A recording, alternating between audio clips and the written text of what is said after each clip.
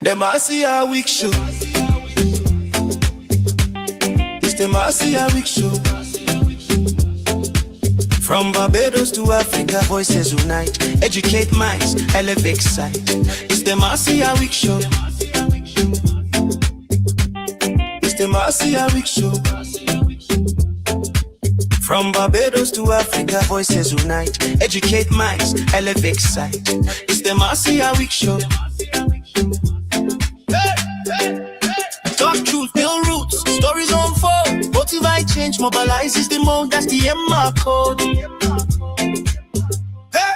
We growing, we know it.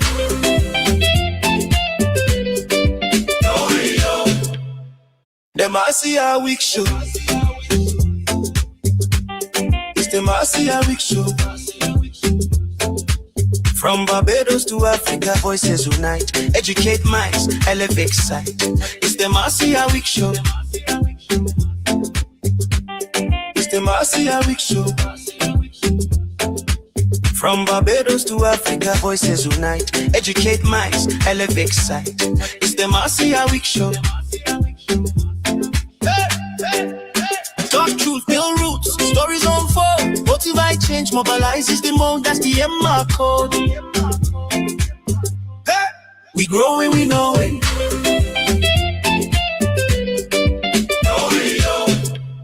Persians, hear me now. If I Aaron Barrow could talk today, I got something to say. Boy, boy, boy, boy, raise your flag, but open your eyes.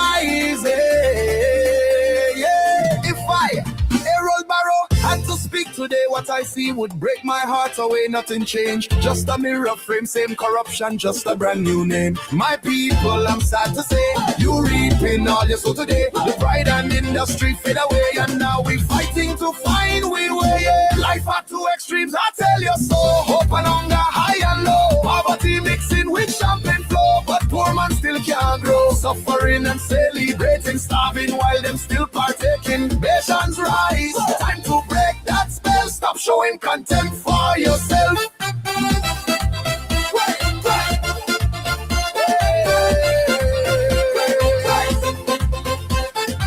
For yourself.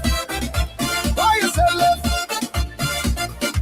Back in the 80s, I had to say you can't change when thieves lead the way. Corruption sweet when give us pay, and government take what poor man lay. Taxation high like mountain peak, while schools and roads still spring a leak. Them flying high, them living sleek, but poor man vice still 2 weeks. So tell me now, who you blaming? Who make the system shaming?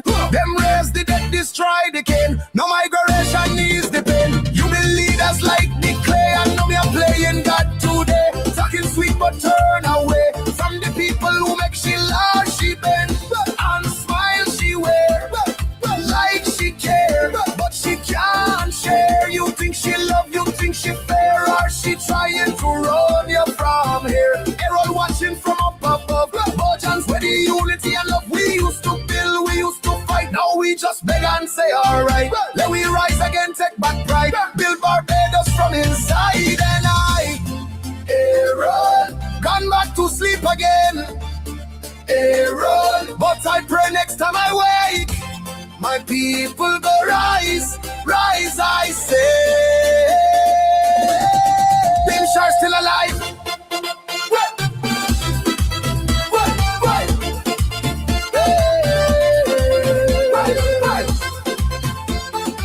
Boy, you sell it. Boy, you sell it. Bim Shar still alive. We just need to revive. Bim Shar still alive. We just need to revive.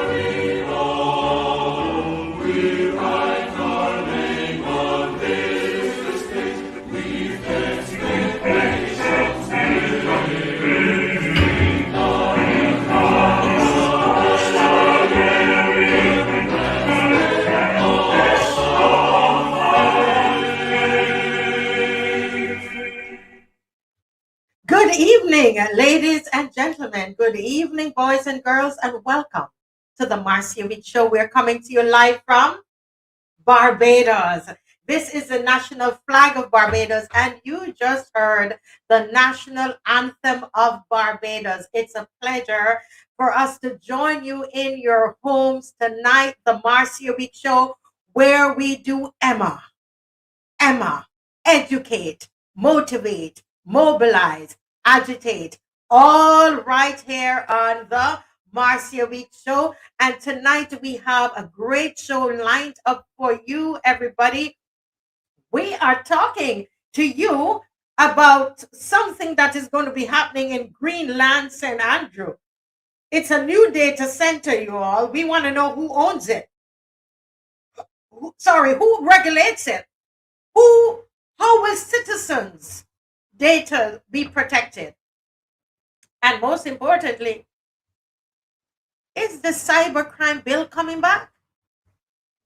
If you were listening to what was happening in the well in Parliament yesterday, you would know why I asked that. Are they planning to reintroduce it? Has the government consulted with the Inter-American Commission on Human Rights as recommended to ensure that our rights are protected? Then there's Minister Lashley's new crime plan. Will it actually reduce crime or just sound tough? So tonight we're going to look at that, and we're going to look at Verla De Peiza's her response as well. We're also going to celebrate some of our athletes, well, one in particular from the Knapsack 2026, which seem to have gone off very, very well. And we are going to tell you also about the fire station. Something happened at the fire station, and we're going to chat about that. And whatever else is on your mind tonight, we're going to have that chat tonight, okay? Well, let me just go ahead and welcome everybody who's joined. Judy Jilks, good night. How are you, Judy? She says, good evening, Marcia, Dave, and the loyal opposition, DLP, and panelists. Like and share. Like and share. We need you to like and share, everybody. Hey, Teroni, how are you doing? Hey, Cedric Strawn, how are you? Welcome. Bajan Boy, welcome. Annette Brewster, welcome. Lucinda Allen, welcome. Calendar 246, welcome. Mavis Lashley, good night and welcome, welcome, welcome. Lori Bob. Hey, Shirley, good night. Queen D46, good night. Like and share. Yes, Calendar. Calendar is saying that he or she loves the prayer. This morning, Andrea Critchlow, Flo Maloney, I'm a big girl. Hey, Patrick. Good night, Patrick. Shirley, did I say good night yet? Shirley, thank you for your assistance with the candidates luncheon that's coming off on Sunday. Folks, that is going very, very well. That is working out very well. Thanks to every single one of you. I know that they're going to feel your love. They're definitely going to feel your love. I'm a big girl. How are you? Emma, absolutely. Who is it that coined the phrase, or who put the abbreviation together? Emma, we always had educate, motivate, mobilize, agitate. But one of you, one night, just said Emma. And I mean, that's the beauty of this show. You know, we do it together. Hey, Houston. Thank you, Vihoy. Thank you. Thank you. I'm trying. I'm trying not to look tired. Yes. What? Something happened to Shirley? Oh, Shirley, you got bashed with lots of snow today? You're in Toronto, aren't you? Thank you, Shirley.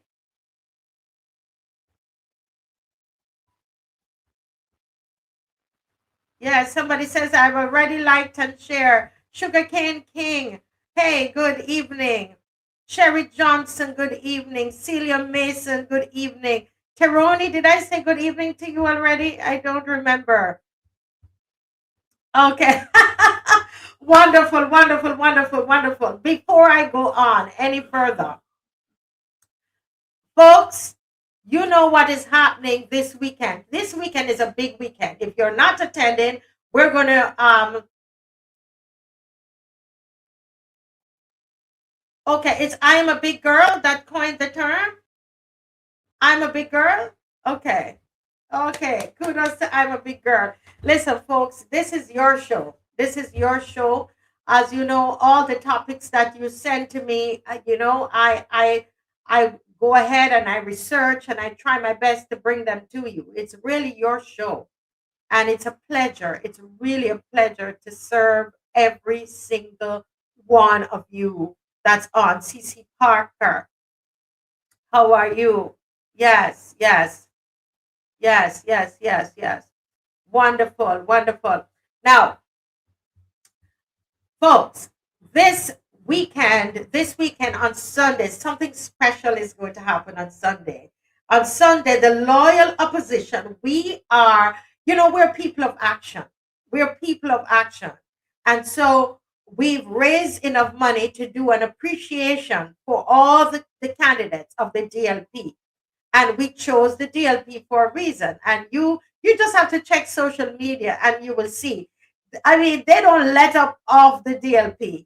It's like that's the party that they don't want to rise again. They don't want it to live again. They don't want the DLP to have any life again, right? And so we raised enough money, and I want to thank you. I want to thank every single one of you. It's an idea, everyone, that came in our prayer time as we were praying here on this channel one morning very early, and the idea came. And look at it, you guys went into your pocket and you made sure that this happened. And the help that we're getting, people are decorating, people are the administration work, everybody who's done that, Pauline and Margot and our team, Cleveland and Angela, are doing an amazing job. And I just want to say thank you. Thank you. We moved it from idea into reality. We've hired a photographer, so we're hoping to be able to get you some wonderful pictures from that event. Yes. And I just want to say thank you to every one of you. People have gone. I mean, they've sent awards from overseas. You believe that? They have sent awards. I can't show you the people awards, but it came right here in FedEx, in a box here from FedEx. Dave, if you can come and help me move this box. Oh, he can't come. I'm going to show you the box. Just hang there, guys. It's live TV. Just hold a minute. This entire box came in. Yes, this entire box came in, and we just wanna say thank you to everybody, all those in the diaspora. It came in today right on time, folks. Right on time. It came in today from FedEx. I thought I had to go to get it, and it just they came to my home, and I just let me just say thank you, God. Thank you. Everything is paid up. We paid up. Every single thing is paid up at that hotel.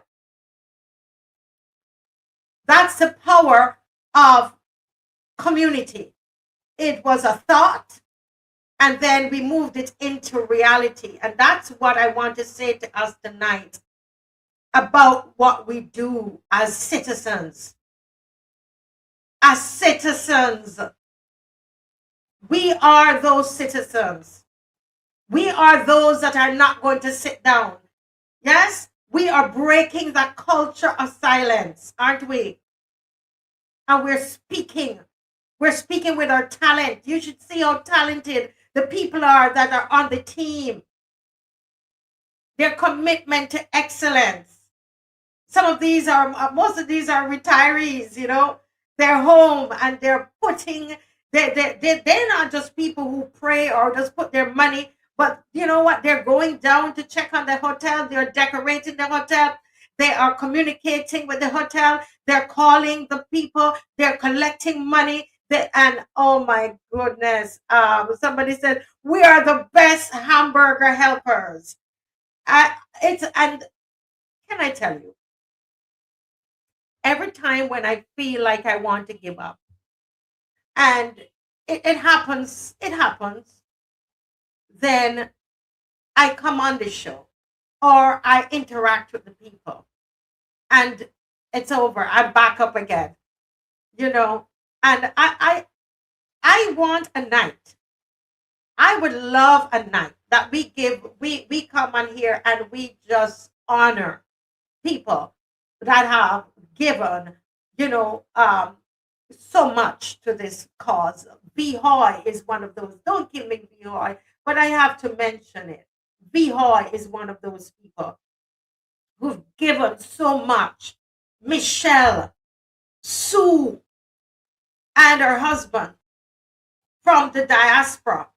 These are people who, through this show, started to believe again in Barbados and gave everything that they could. They gave their talent. They gave them of their everything. Everything. Valerie takes a plane to come down here with stuff for little Amaya. It's amazing. And what I gather from that is a love for country that is in the diaspora and that is here. People heard about it and they just sent this down. They sent it down because things are, of course, cheaper up there for some things, and they sent it down to us by FedEx today. I am overwhelmed. Overwhelmed. So this Sunday, that is what is coming off, guys. That is what is happening. They cannot stop this train because it's the people. It's the people that's propelling the train. When I leave here and I leave my home and I go outside, it's the people that's calling me aside and said, Marcia, please don't stop. Marcia, you believe we're having this luncheon and corporate Barbados has not written a check yet? It's the people that did it.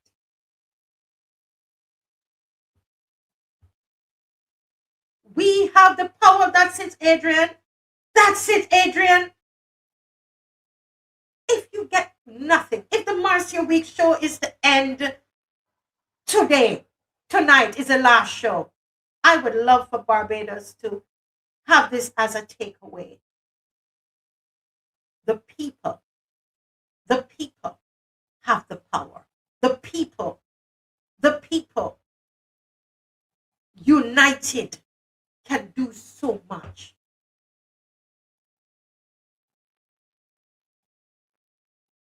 It is a holy train, but sometimes people like yourself, people like Michelle, people like Sue, people like the other Michelle from Barbados. I can't call her last name, but she knows who she is.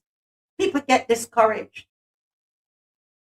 Marietta, I can't call your last name. They won't know who you are. Don't worry. And, you know, I can, the Paulines and the, I just want to say thank you. You are the people that we don't see. Nobody sees you. Nobody sees you, but your love for Barbados is one that we can feel. We feel it. And I just want to say thank you, right? I just want to say thank you to those of you, everything that we have, you are there. The Taroni and Judy Jilks, those people they're so encouraging. Everything that we have, and they can make it, they can attend, they're there. And I want to thank you. I know some of you could not attend the dinner, couldn't get tickets, either that the tickets were sold out or it was too expensive. We don't normally do these kinds of things, that expensive events. $100 a ticket. That is pretty expensive, but it was something special that we were doing for the candidates, okay? And whatever was left over, we sold those tickets. So I know some of you wanted to be there, right? But you could not, you couldn't afford it. In December, we put together a lovely dinner for you all, for everybody, that everybody could attend, because we appreciate you. And we want you to know that you're part of this team, and you might not have been able to make this dinner because of the nature of it. We did not, it wasn't something that we were catering. We were catering it. It is at a hotel. And then, and the truth is, we tried to find the hotel with the best price so that we're not wasting money. We were very conscious of that we didn't want to come to you with a bill from Hilton. We could have gone there. We were checking that out, but it was so expensive. And we knew that if we came to you and asked you for that money, you would give it. But we didn't want to do that. When the candidates themselves, they have bills to pay, and we're spending thousands on food. You see what I mean? We didn't want to do that. Okay? But we came to you. We came to you. This is your moment. And you delivered. And I don't know how to get this across to you, but I want you to understand this. That nothing with you and God, nothing is impossible.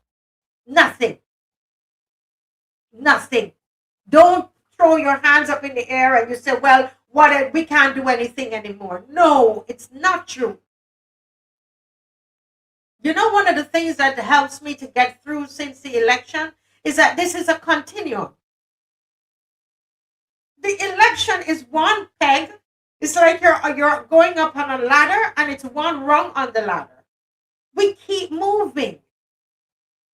And sometimes we get a little tired. It's like when you're going up the ladder, you have a bucket in your hand,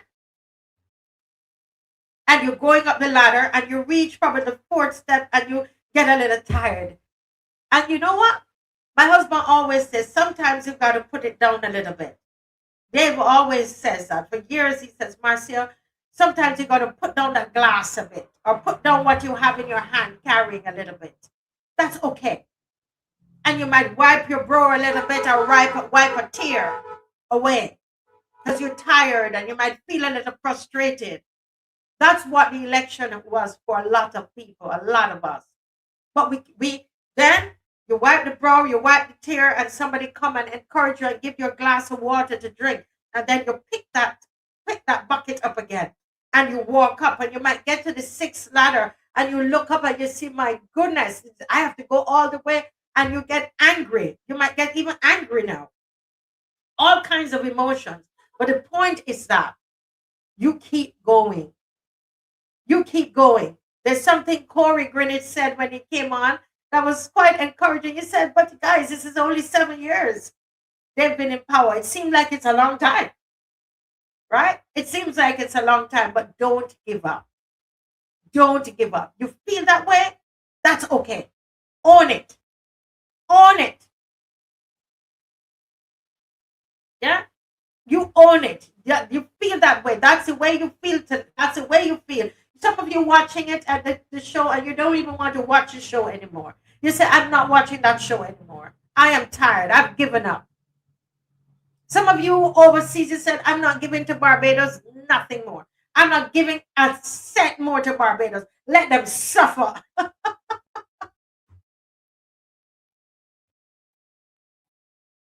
But I know that too will pass. We are on a journey, right?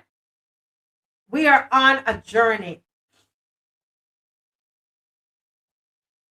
right? We are on a journey and we keep going on this journey. We keep moving on this journey. Yes, Shirley. Shirley, it's good. Shirley says, I'm not over the election results. It's true. I understand that. And that's why I'm speaking like this tonight. But you know what? What? You and others did not let that stop you from supporting. Even the candidates. Can you imagine how the candidates would feel when they've put all of their personal money in? They've done so much because it's tough. A lot of companies don't want to give to the DLP, so they have to take it from their pockets. Yeah, yeah. So this is what happens. This is what happens. And don't worry about David Ellis. Don't worry about Starcom. You know, through the whole Ronnie Clark saga, that they have a problem with the show. I'm speaking about the entity, not the people. I'm talking about the entity. And that's the allegation there. So don't worry about David Ellis. Don't worry about that brass tacks, because you know that's government. You know that's a station that is for the government. A lot of what they do is a pretend thing that they're against the government. Now. And so they are afraid of this show, and they would like for this show to be closed down. Starcom and all of them, I'm sure they would. This show is competing with them. So don't worry about what they say. You know what you experience when you come here. We do things together. We didn't just say we're going to pray for the candidates. We said, no, we're going to put we're going to celebrate them. We're going to send a whole box of things for them here. Everybody getting something. We're going to encourage them. That's what you said. And you did. That's what we do here. That's what happens here on the MARCIA show. We do. We are doers. The loyal opposition, we do. And they can't take that away from us. And that is why that on Sunday, that is one event that is happening on Sunday. But on Tuesday, what's happening on Tuesday? What is happening on Tuesday? Anybody can write for me. What is happening on? I'm not saying what is happening on Tuesday.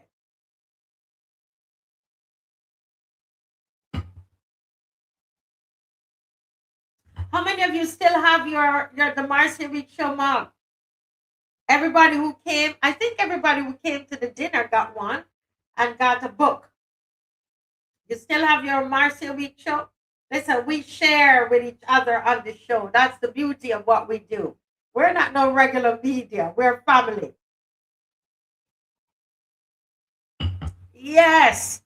Roadside Parliament, if Dave can put that up. Budget reply. Isn't that awesome, guys? Budget reply. Citizens reply to the budget. The citizens discuss the budget. Yeah. Yes, it is going to be our parliament, our budget reply. Roadside Parliament on Tuesday. The citizens budget reply. Izola, I want to give you a special shout out tonight. I am thinking you are the person. I think I met your sister today.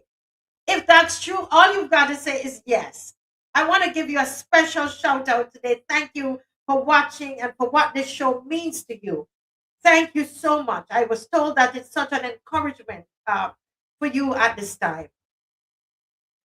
And Where is it going to be? I want you to tell me where is it going to be. I'm not moving till you tell me where it's going to be. Mihai, I love that. A discussion on a budget that is read and not ready.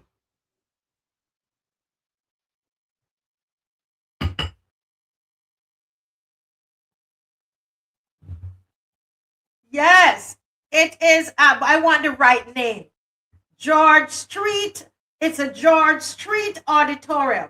Did you know that the George Street Auditorium was really created as a community space by Errol Barrow, the Right Honorable Errol Walter Barrow, was created as a community space, as a civic space. Yes, it was. In fact, I mean, great concerts, great discussions were being held there. When I came to Barbados to visit, etc., they would used to have shows there, right there at George Street, at the George Street Auditorium. Yes, and people want to say to people, I know people want to go to rent it, and they say, "Oh, don't go and rent that. It's a DLP," as though they have a leprosy. The DLP has leprosy. Well, we are paying our money and we are renting there. We went and did the site visit today. It's going to be amazing when you come and see the set, guys. I hope I'm not talking too quick. But listen, this set is going to be amazing. It's going to be amazing the way we're going to set it up, guys. The way it's going to be set up. Yes. So, and it's, what time is it? Who can tell me the time? I see Caroline Rock is going to come in soon. She's settling in. Tell me, what time is it, guys? What time will it be? What time is it going to be on Tuesday? Who's going to tell me what time? No. 6:30, Adrian. Very good, Adrian. Adrian said 6:30. 6:30. 6:30. Yes, Angela Burke. 6:30. 6:30. Yes, 6:30. And you know we start our things on time. All right? We start on time. Now, the next question is, this is a big question. How many of you are going to attend? While you think about that and you're putting your I want to see, let me see all the thumbs up. You're coming, you're going to be there. Let me see the thumbs up. Let me see the thumbs up. We're inviting the traditional media to come because this is the first time we're doing this in Barbados. The first time the citizens are replying to the budget. The citizens replying to the budget. The first time. You don't want to miss this. We're inviting the traditional media to come and to hear your thoughts, not a politician thought. We will not have any politicians sitting on that panel. Your thoughts. The people of Barbados.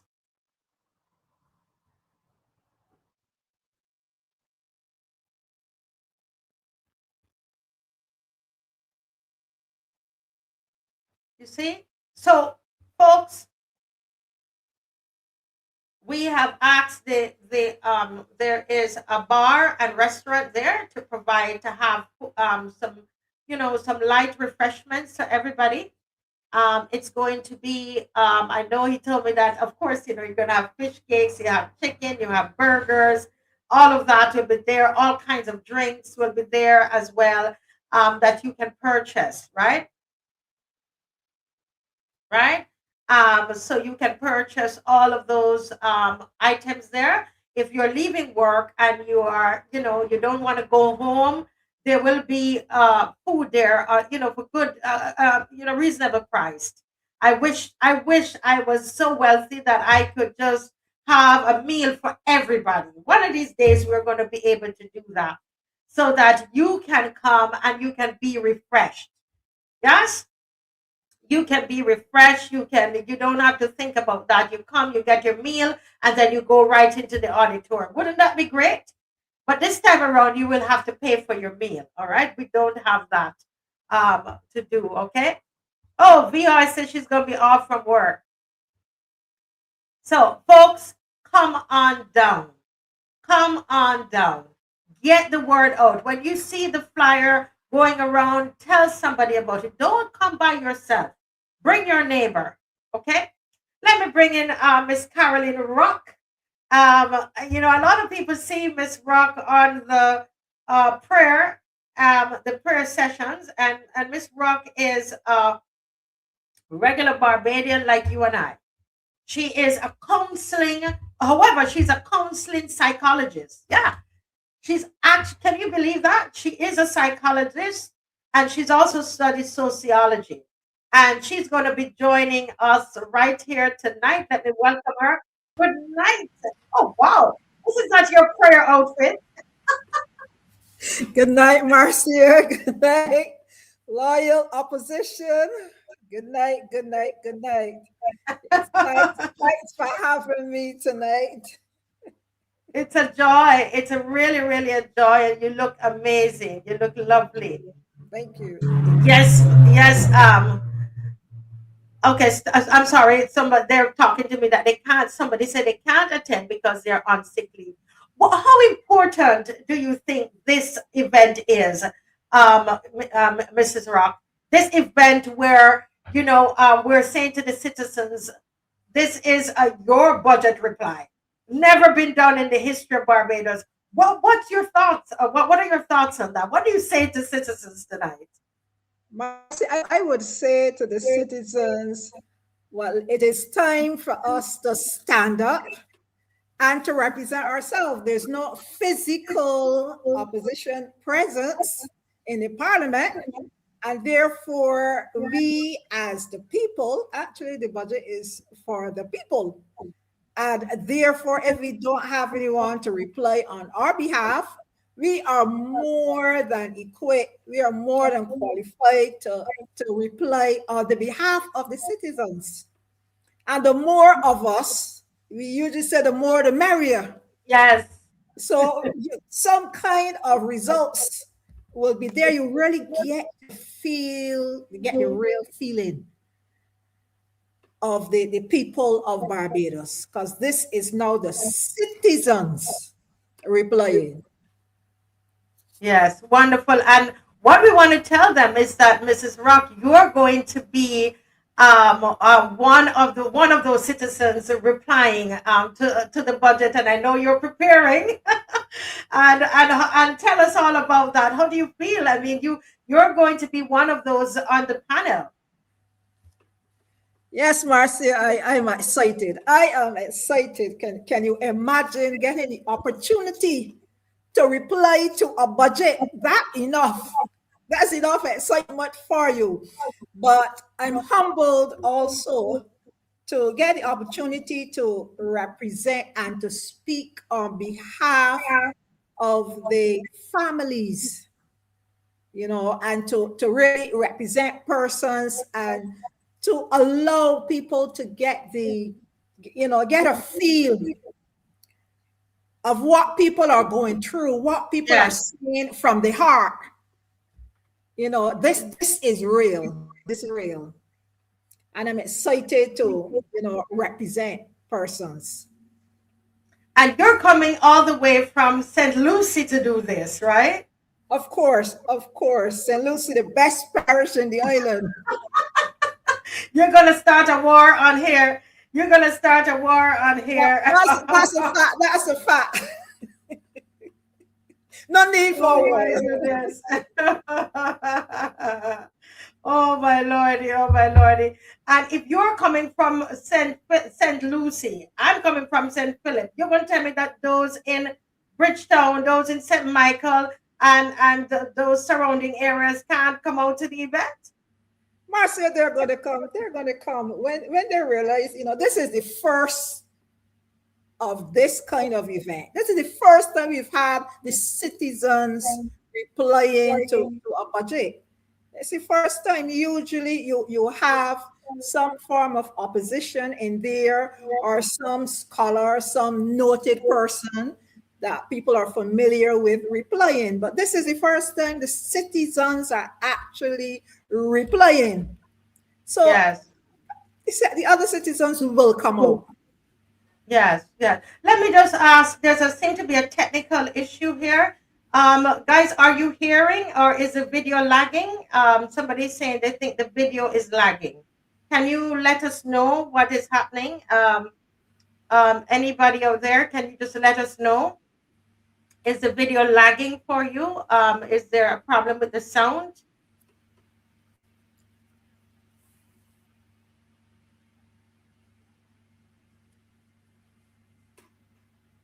Is there a problem with the sound? Adrian say he's hearing loud and clear. Okay, Kathy and Lynn said that they're good. Angel Humble said all is okay.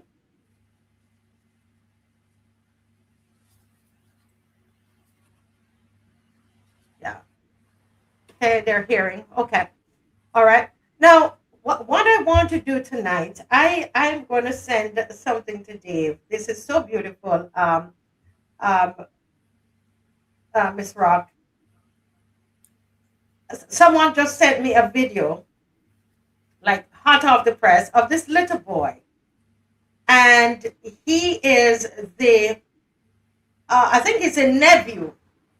Pauline, you can let me know. This is our nephew, Joshua Russell. Joshua Russell, and he won gold in the 400 meters today. Whoa. Joshua Russell. Whoa. Oh, come on, guys. Come on, guys. Come on, guys. That is great. That is so amazing. So we want to say congratulations to Joshua Russell. I'm hoping that at some point we'll be able to have a little interview with him. Come on, guys, give him a shout out, man. That is the Bajan spirit.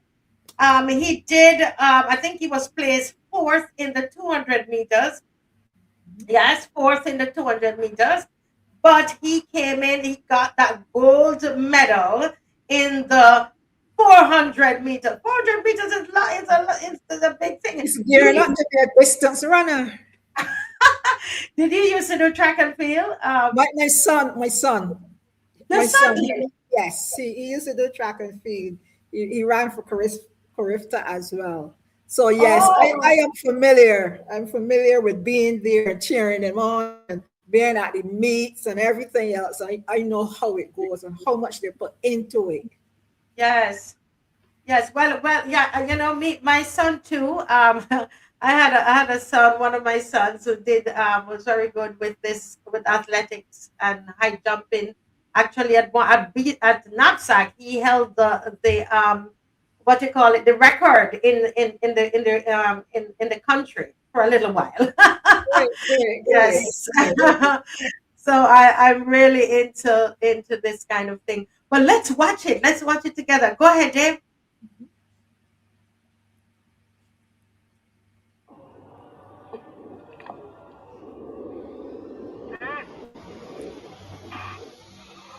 And they're off to a good clean start. Lucas, Stevenson, Weeks, Russell, Phillips, Jones, Seeley, and Augustine. And so far, it doesn't look as though anyone has really made up the stagger. It looks pretty even at this moment. Joshua Russell, if anything, he's the one who's making up some ground on Nathan Phillips. The long strides. There he is. He looks as though he is already in the lead. That is Joshua Russell of St. Winifred's, making up all the ground, and he should be in the lead. Nathan Phillips now settling down for the drive, and it's all Joshua Russell. Here comes Phillips now to throw down the challenge. 100 meters to go, and it is Joshua Russell. Here comes Nathan Phillips, but look at Russell go. Russell pushing on. Here comes Phillips with a determined run. They're coming up to the wire. Russell and Josh Russell and Nathan Phillips. Wow, Michael, they've gone under 1 minute. Yes, yes. So that is your Joshua Russell. And from what I'm hearing, I think he's from St. Winifred School. So somebody could correct me on that.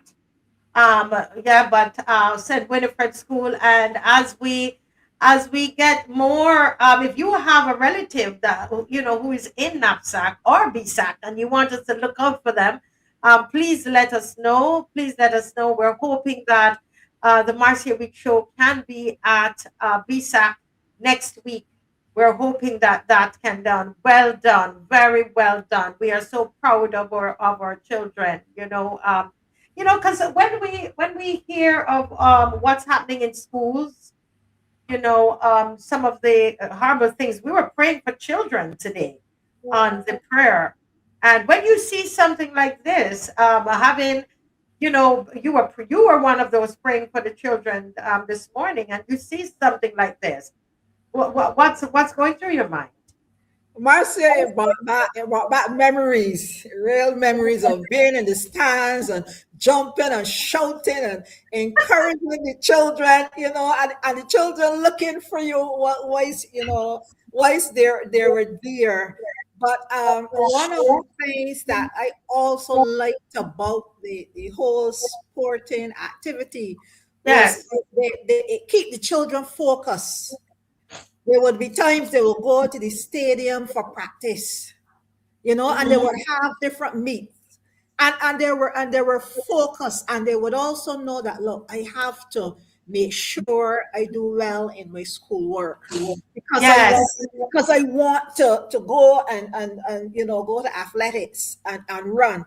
So they were very focused in what they had to. They didn't have any time for idleness and Hmm. all of this that you see happening now. That's why I am looking forward to when Barbados has its national stadium again, so Hmm. that youth can be there. You would see all ages of children there, so you knew they were occupied in something, and that kept them focused.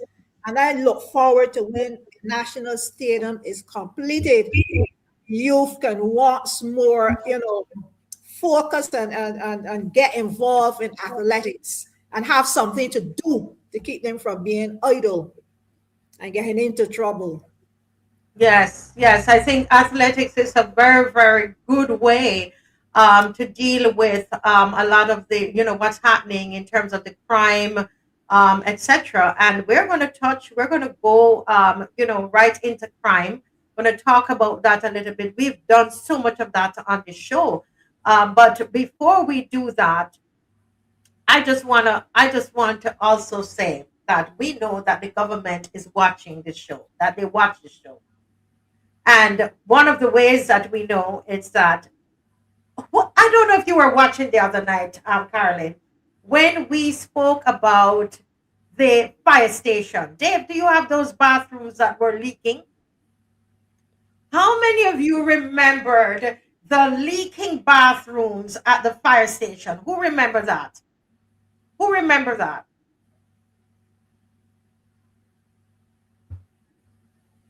Yes? Okay, Mavis is saying your grandson ran today for Bailey's. Congratulations. And Bailey's, that's my school. That's where my boys went. Ah, yes. Bailey's, said Philip, all the way. I don't know how they did today. How did they do today, Mavis? Oh boy. Um, but who remembered I was talking about the fire station where, yes, Mavis said she remembered that.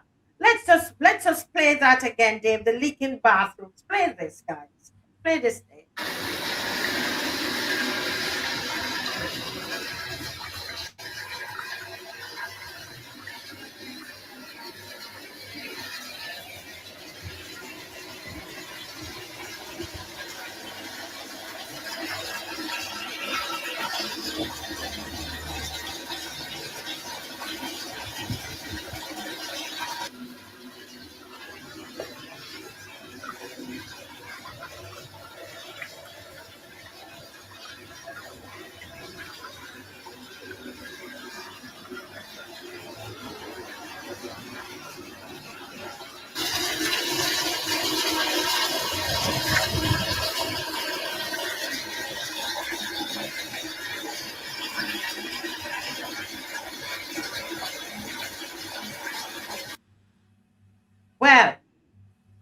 tell you, we showed that on Wednesday night. Do you know that by Thursday they went and fixed this? I'm going to repeat that, Miss Rock, before you comment. Listen to me, folks. Here on the Marcia Week show, we mentioned these, discussed about these leaking bathrooms in this spanking new fire station. Beautiful fire station. But we're wasting water at a fire station. That is kind of ironical, right? And believe it or not, they were fixed by Thursday.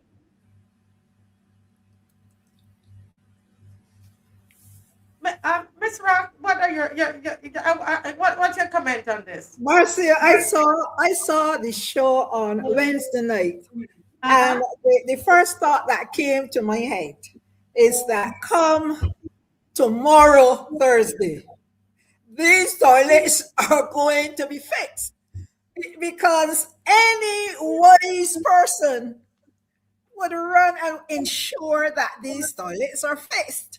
And that's the first thing that I thought, that they would come and they would fix it. But it shows that they're paying attention to this show. They are paying attention to this show. So this show has got to go on and continue to agitate, for the people. And when they listen to this show, they'll get an idea of how people are feeling. And again, I hope they will operate in wisdom and adjust accordingly. That would be correct. Correct. Go right ahead. I'm just agreeing with you. You go right ahead. I'm trying to find my pen here. It would be great, because it is, when you are, I would say, in management position, it is always good to listen to people and how they feel. If you want to keep the peace, if you want to ensure that all goes well, it is great if you listen, if you keep your ear to the ground. Programs like this, have some persons listening, not in a negative way, not to penalize, but listen to see if there is anything that you can hear as a government to improve on, to make better, to go back and tweak. Just like some of those bills, they went back, they pulled back because they listen. And being in a management position, that's what you should do. Listen to the people, listen to those on the ground. Mm-hmm. You would always hear the truth here. Yeah. And that's just when I heard that this yesterday, I laughed so loudly in this house, because I said, now that is why they want us to stop. Somebody said the scrutiny and the photos, they don't tell lies, Now, what I want to know is the airport. You read my mind, Pedro Jamat. What is happening at the airport? If you are coming into the country and you could go if you're a male and you could go into the men's bathroom and take a picture for us. We want to know what is happening at the airport. Do you work at the airport? And you can take a picture of go through and take a picture of all the men's bathrooms. Okay? All the men's bathrooms, take a picture and send them to us. All right? So we want to congratulate the ministry here of Home Affairs. They went and they fixed the bathrooms at the fire station. Come on. We say that is good. We're saving probably thousands of dollars in water, because you need the same water to out fire, right? So we shouldn't be wasting water at the fire station. Now, what we want to know about these bathrooms. We're dealing with bathrooms, basic things. Yeah? Good. Check the ladies' bathrooms too. Yeah, check the ladies' bathroom. If you're coming through, go and do it for us, and come back and let us know if this is still the same way. Go to every male bathroom and take the picture and send it. I bet you they're gonna fix that by tomorrow. If they didn't fix it yet, they're gonna fix that by tomorrow, because we're gonna listen to me. This is the power of the citizens. This is what I'm saying. This is the power of the citizens. This is our turn. Okay? And once you're not breaking the law, but we can provide scrutiny in this country. And Caroline, that is why we're coming together on Tuesday, right? Oh, yes. Oh, yes. We will be there on Tuesday to speak out and to speak up. I hope that we get the same response that we see with the bathrooms at the fire service. That's what it's all about. And Yes. not only do we want them to fix the toilets at the airport, but coming from a cleaning background, I would love to see these floors all scrubbed, all the scuff marks out, all scrubbed and polished. I know there was a time when the floors and the bathrooms in the airport would never look like this. I know that. So I know the quality that Grantley Adams Airport held before. So let us see the airport go back to that same high quality that it had. So we're looking. Most definitely. So go ahead, use your phone. And I tell people, this is not the time to get discouraged. This is time to get to work. We will make them a better government. How about that? They're gonna have to pull up your socks. You're gonna have to do better. You're going to have to do better. As long as the citizens are around, you're going to have to do better. Yeah, that's it. Somebody say exactly, Mrs. Rock. Yes, Marcia, we used to clean, the airport, industrial clean the airport at night. So I'm fully aware of the standard that the airport used to have. And when I saw this, I was appalled. I was like, whoa, this is not it's not the norm. This is not the norm. So they need to get things back where they used to be. Yes, most definitely, most definitely. Now there was an we're gonna switch here, and we're going to speak a little bit about crime, but I can't leave this athletics. Dave, Dave, can you put up something for Bailey's? Oh Lord, Bailey's primary school. I heard am I right? Before I start to shout out and behave bad on this thing, Bailey's won the boys again. St. Philip, come on here, man.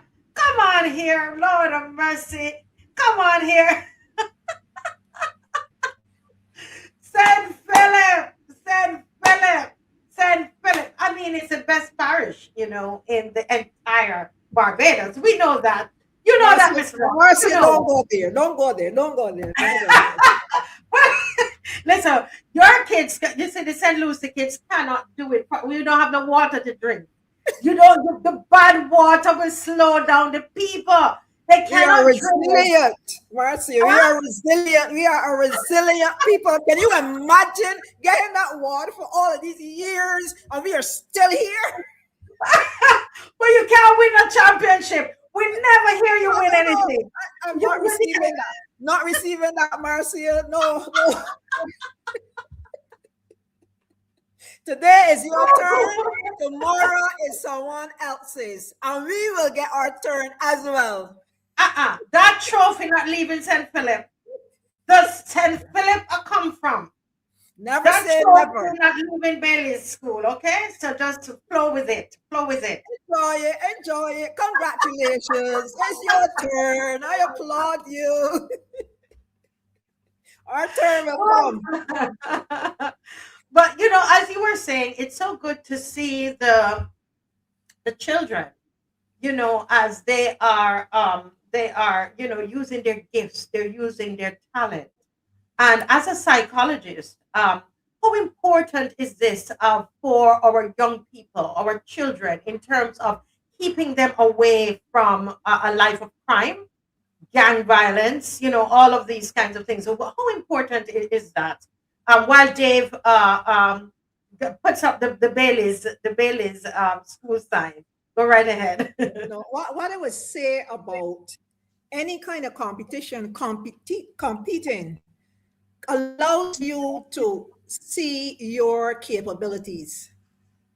It allows you as an individual to see what you're good at. For instance, if you are into running, and we know they are short distance and they're long distance. And when you get out there and you run and you recognize, well, look, I am winning a 100 easily, but I'm not so good at the 800. So then you get to know yourself, your capabilities. Yes, you have some strengths, and yes, you have some weaknesses, and it kind of balance you. Yes. You become more balanced now, and you are more focused. You're more focused, you know, and because there are certain things, and I bring it back down to racing again. There's certain things that you have to do in a 100 meter in a sprint, and there are certain things you have to do in a long distance race. So you become focused on doing the things, then you go into diet, and it changes the entire perception of the child at an early age. A child becomes disciplined, really disciplined, because again, you have to look at diet. You have to balance schoolwork with the other work, with the track meet. So you become really balanced, and you evolve now as there's an echo, and you evolve now as a well balanced individual, and that's what it does for a child. Well, I think I was thank you so much, Miss Rock, but I think I celebrated too early. You see, West Terrace won the girls. I'll still big them up. And Black Man and Gollop won the boys. So whoever told me, you know, it's somebody from St. Philip told me that Bailey's won. You know, because we like winning. Don't worry, better not next time. Yes. Somebody say yes, West Terrace. So please say that. You see, that's why I can't go by the comment section. You know, I need to research my things. But go ahead, Dave. You wanted to play something for us? Okay, go ahead. The horns were out, adding to the noisy atmosphere at the Usain Bolt Sports Complex for the Obadeli Thompson Zone of NAPSAT 2026. Just in time for the highly anticipated 100-meter sprints. Let's start with the big girls under 13 division. From the gun, the race was on for second because on the inside, Sadie Coppin of Bailey's put on a clinic. The victory was sensational. The time, 13.93 seconds. Janicia Lowe of Hinesbury was second, with Dean Elan of Warren's third. Fastest section of the under 13 boys, who's got the speed to burn? Well, the question was answered in 13.52 seconds for the young man from Bailey's. Bare feet with 10 toes down on the ground. Natari Waldron will pass, go, and collect the sweet victory. Tay Jeanette of Gordon Walters was the runner-up, and third went to Caden Clark of St. Cyprian's. Under 11 girls now, section 1. This race was pretty even right up until about 80 meters, where Winter Baker of Warren's Primary ironically brought the heat with her feet to win in 15 0.82 seconds. Malaysia Hadley of Hinesbury was second, and third went to Jima Wardborne of Golden Waters. The boys followed after, and the bare feet technique was definitely working for the Baileys boys. Not the best of starts, but the recovery was brilliant from Caden Skeet. They could only see the back of him as he won in 14.07. Roma Roberts of Milton Lynch took the second spot, while Carbon Hudgens of Providence was third. Final division on our highlights, the under-9 girls, where Nacia Hackett of Hinesbury was the star of the show. She won in 16.36. Afia Blackman of Baileys was second. Garbaso Herwood of Eagles Academy third. This race was worth the wait. Final one, under-9 boys. Turn your attention to lane number 2, where a rocket took off. And trust me, folks, you could build a house with a garage with the space between Austin Jones of Baileys and the other competitors. The time, 15.53. Annie Fines was second, and Cruz Dritz finished third. And Mark Goodrich, boys, CBC Sports. Well, I mean, they all did so very well, and we are so very, very, very proud of them. Now, I wonder if Dave is able to find for us um, the statement that was issued by Michael Lashley, Minister Michael Lashley, who is now, the lead minister over crime in Barbados. And I'm still learning the name of that ministry. And he gave a very good statement, I would say, today, because he seemed to be it seemed very serious. It seemed that they were now taking a more serious approach to crime. I know it's just a statement that he made. I don't know if Dave is able to find that on YouTube. And that was yesterday. That he gave that statement. And if anybody has it and can just quickly send it to me, if you can find, yes, thank you. And Angel Humble, you are always helping me out. Can you send me the statement from the Minister of Legal Affairs and Criminal Justice? So, yes, I was out on the road today trying to get everything ready for this weekend. And so not as prepared as I want to be, but I know I could still come on and you guys are going to help, all right? So I'm sure Dave is going to get this fixed so we can actually hear and see what is on the screen. And let's just listen to some of it. We're going to pause and discuss as we go along about crime, and then and we want to get also Miss Verla De Peiza's statement from Starcom, and if someone can help us by sending that to us, we would really appreciate it. You're helping me to produce this show tonight. As I said, we were on the street today, on the road, trying to get things done, and so on. Dave, can we just open it up a little bit more so we can see the face of the... You can't. Okay. All right, so go ahead and let's play, please. Thank you. I address you today on matters pertaining to my ministry. And regrettably, on the heels of recent multiple murders and gunplay which took place on March the 9th. Let me say at the outset that my responsibility is clear. My job is to work with the police, with the courts, with the prosecutors, with the prison service, and with every part of the criminal justice system, to make sure they have what they need to do their job, and indeed to do it well. That means funding where funding is needed.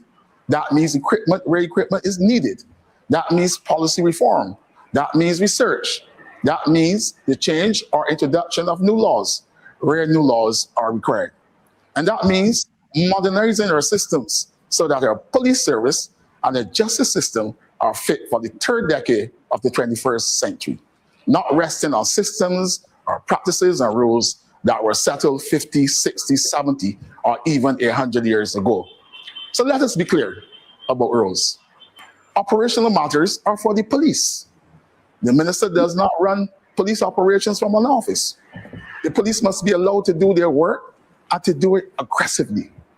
My duty and the duty of this government is to make sure they have every lawful tool, every piece of equipment, every policy support, every legislative support, and every institutional support they need to execute their duties. That is where we stand. We are going to be aggressive in carrying out our responsibility. And we expect the police to be equally aggressive in carrying out theirs. Because the truth is simple. When disorder is allowed to take root, breaches of the peace follow.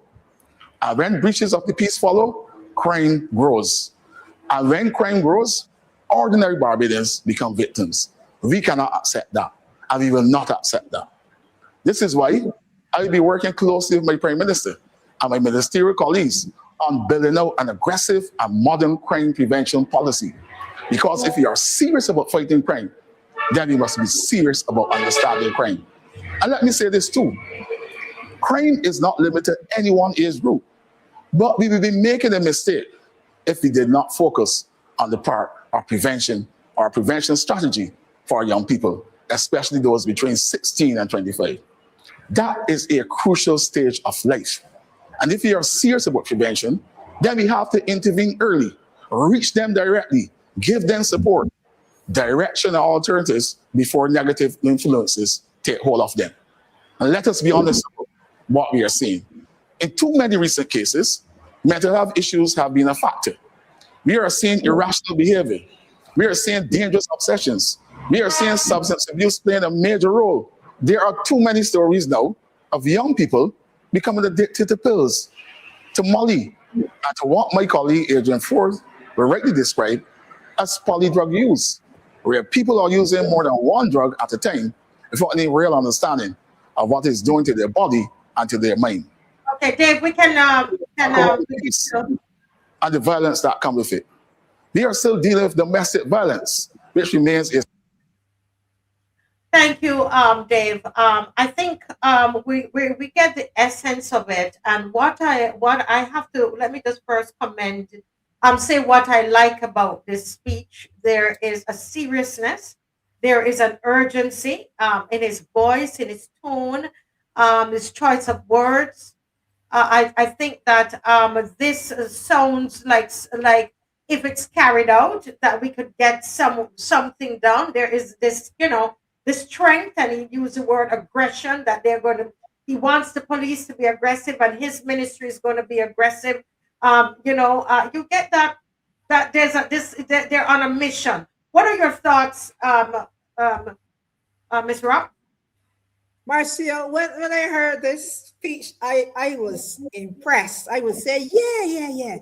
We finally seem to be getting somewhere. He spoke, he said the right things, all that should have been done, and everything else.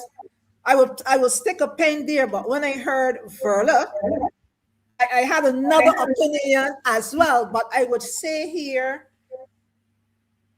I usually judge people not by their words, but by their actions. We have heard lots of fancy words and lots of fancy speeches already, and nothing behind them, no follow through. So I am hoping that there is a follow through here. And I particularly, listen to when he said the operational part of it belongs to the police. And I hope that the police, they are allowed to do their work without, interruptions and interventions.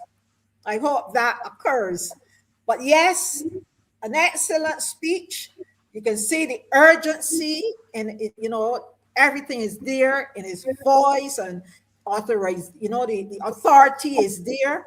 So I'm looking now for the follow up, and it would have been good if I heard effective X time. There will be X or there will be Y. That is the kind of thing I am looking for in a government. When you come with the speech, let me hear the effective date that this will happen. Otherwise, it is just fluff and puff. So Yes. I'm waiting.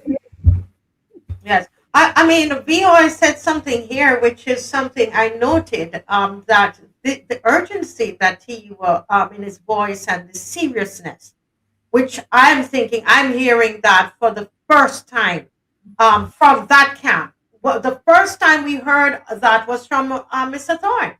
Mr. Thorne he had a no nonsense approach. Am I not right, guys? Yes, That yes. was the approach, and that's why when I heard it, I said, "Huh, this is the approach. This was the approach of Mr. Thorne, in this whole thing. You know, when I spoke about crime, and he did speak at one point. He did speak about a gun court and how important that is. So cases will be sped up, and he talked about bail, and because revising the Bail Act, as you heard from Zico the other night, he was saying a lot of the criminals and those who are on murder charges, they've found a way to hack the system. They know how to kill somebody and get away with it in Barbados. Basically, is what Zico was saying, in his opinion, And Mr. Thorne had a no nonsense approach, and you know what? He's a DLP. He's a DLP. And so he carried that DLP spirit. It cannot be hidden. The DLP can't be hidden from him. You understand? So he carried that no nonsense approach in his speech. As you said, we have to see it in in his actions, right? Yes. So let's see. Somebody said yes, Mr. Thorne was a no nonsense gentleman. Yes. The DLP discussed this on their platform. It is true. It is so true. Yes. So let's hear somebody says a red herring. Somebody say he hasn't convinced he hasn't convinced you. BI again says all of these things we heard before, but not from the BLP camp.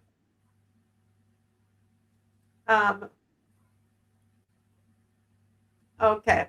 All right. Let me move on. Okay, let's move on. Now let's hear from Verla De Peiza, who's a criminologist. And she was a past president of the Democratic Labour Party. And she was also in at the forefront, the lead person in that. What would you call it? It was help me. What was the name of it that they put together?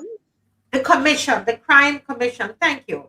The crime commission that Mr. Thorne put together, and they produced an entire booklet. So here is her comment on this. Go right ahead, Dave.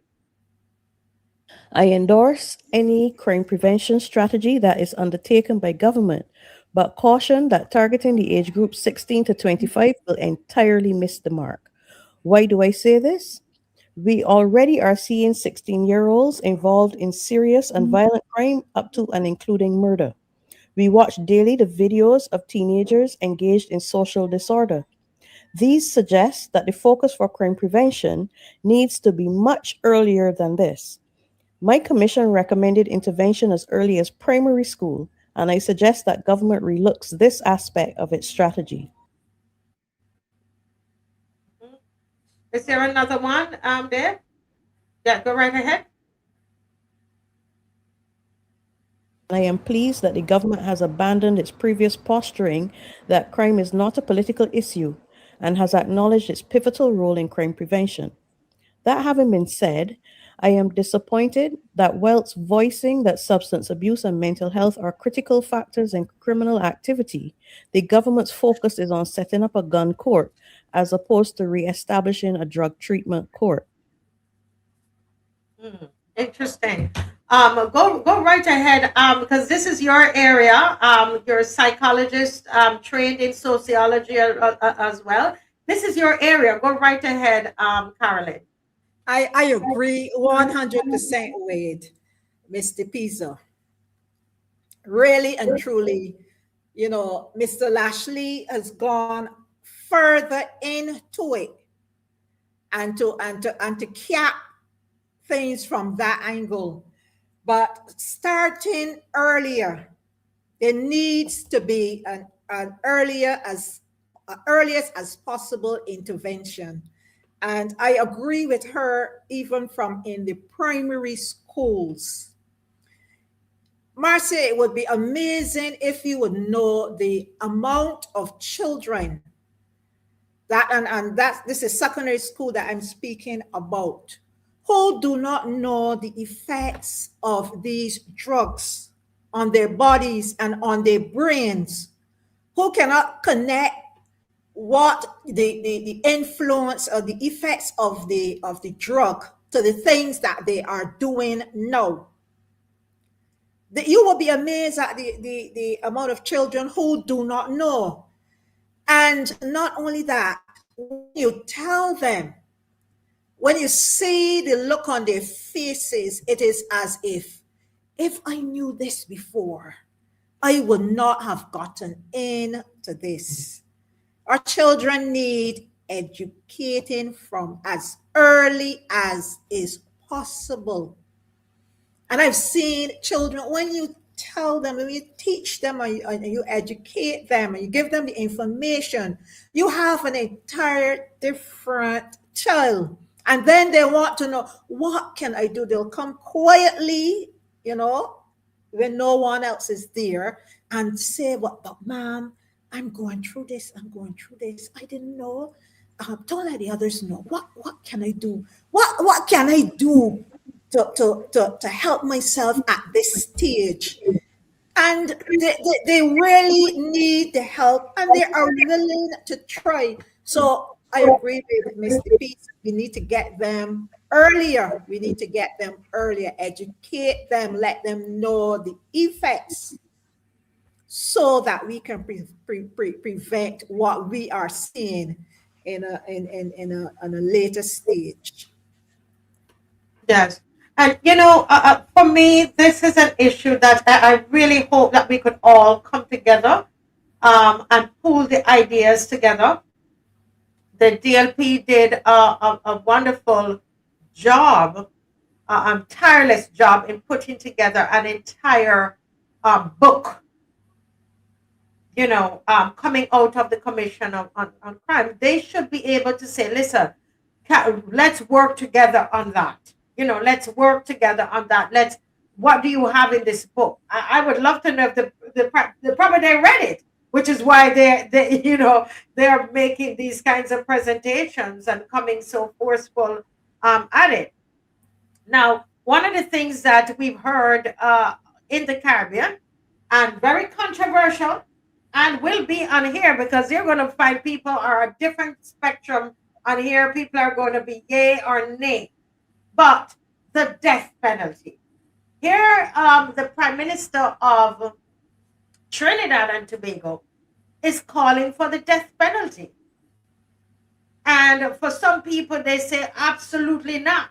But when you listen to some of these young people, and when you see how they sit and plan out these murders, and they have absolutely no remorse, and when you hear how they are trying to crack the system, they're hacking the system, they're murdering people, and they know that, you could kill somebody, and all 5, 6, 7, 8 years you're still out. The case is not up to be tried. I want to declare that I am one of those who wholeheartedly support the death penalty. And I would like to see that be reinstituted in a lot of the Caribbean countries. And I tell you, you will see a reduction in crime.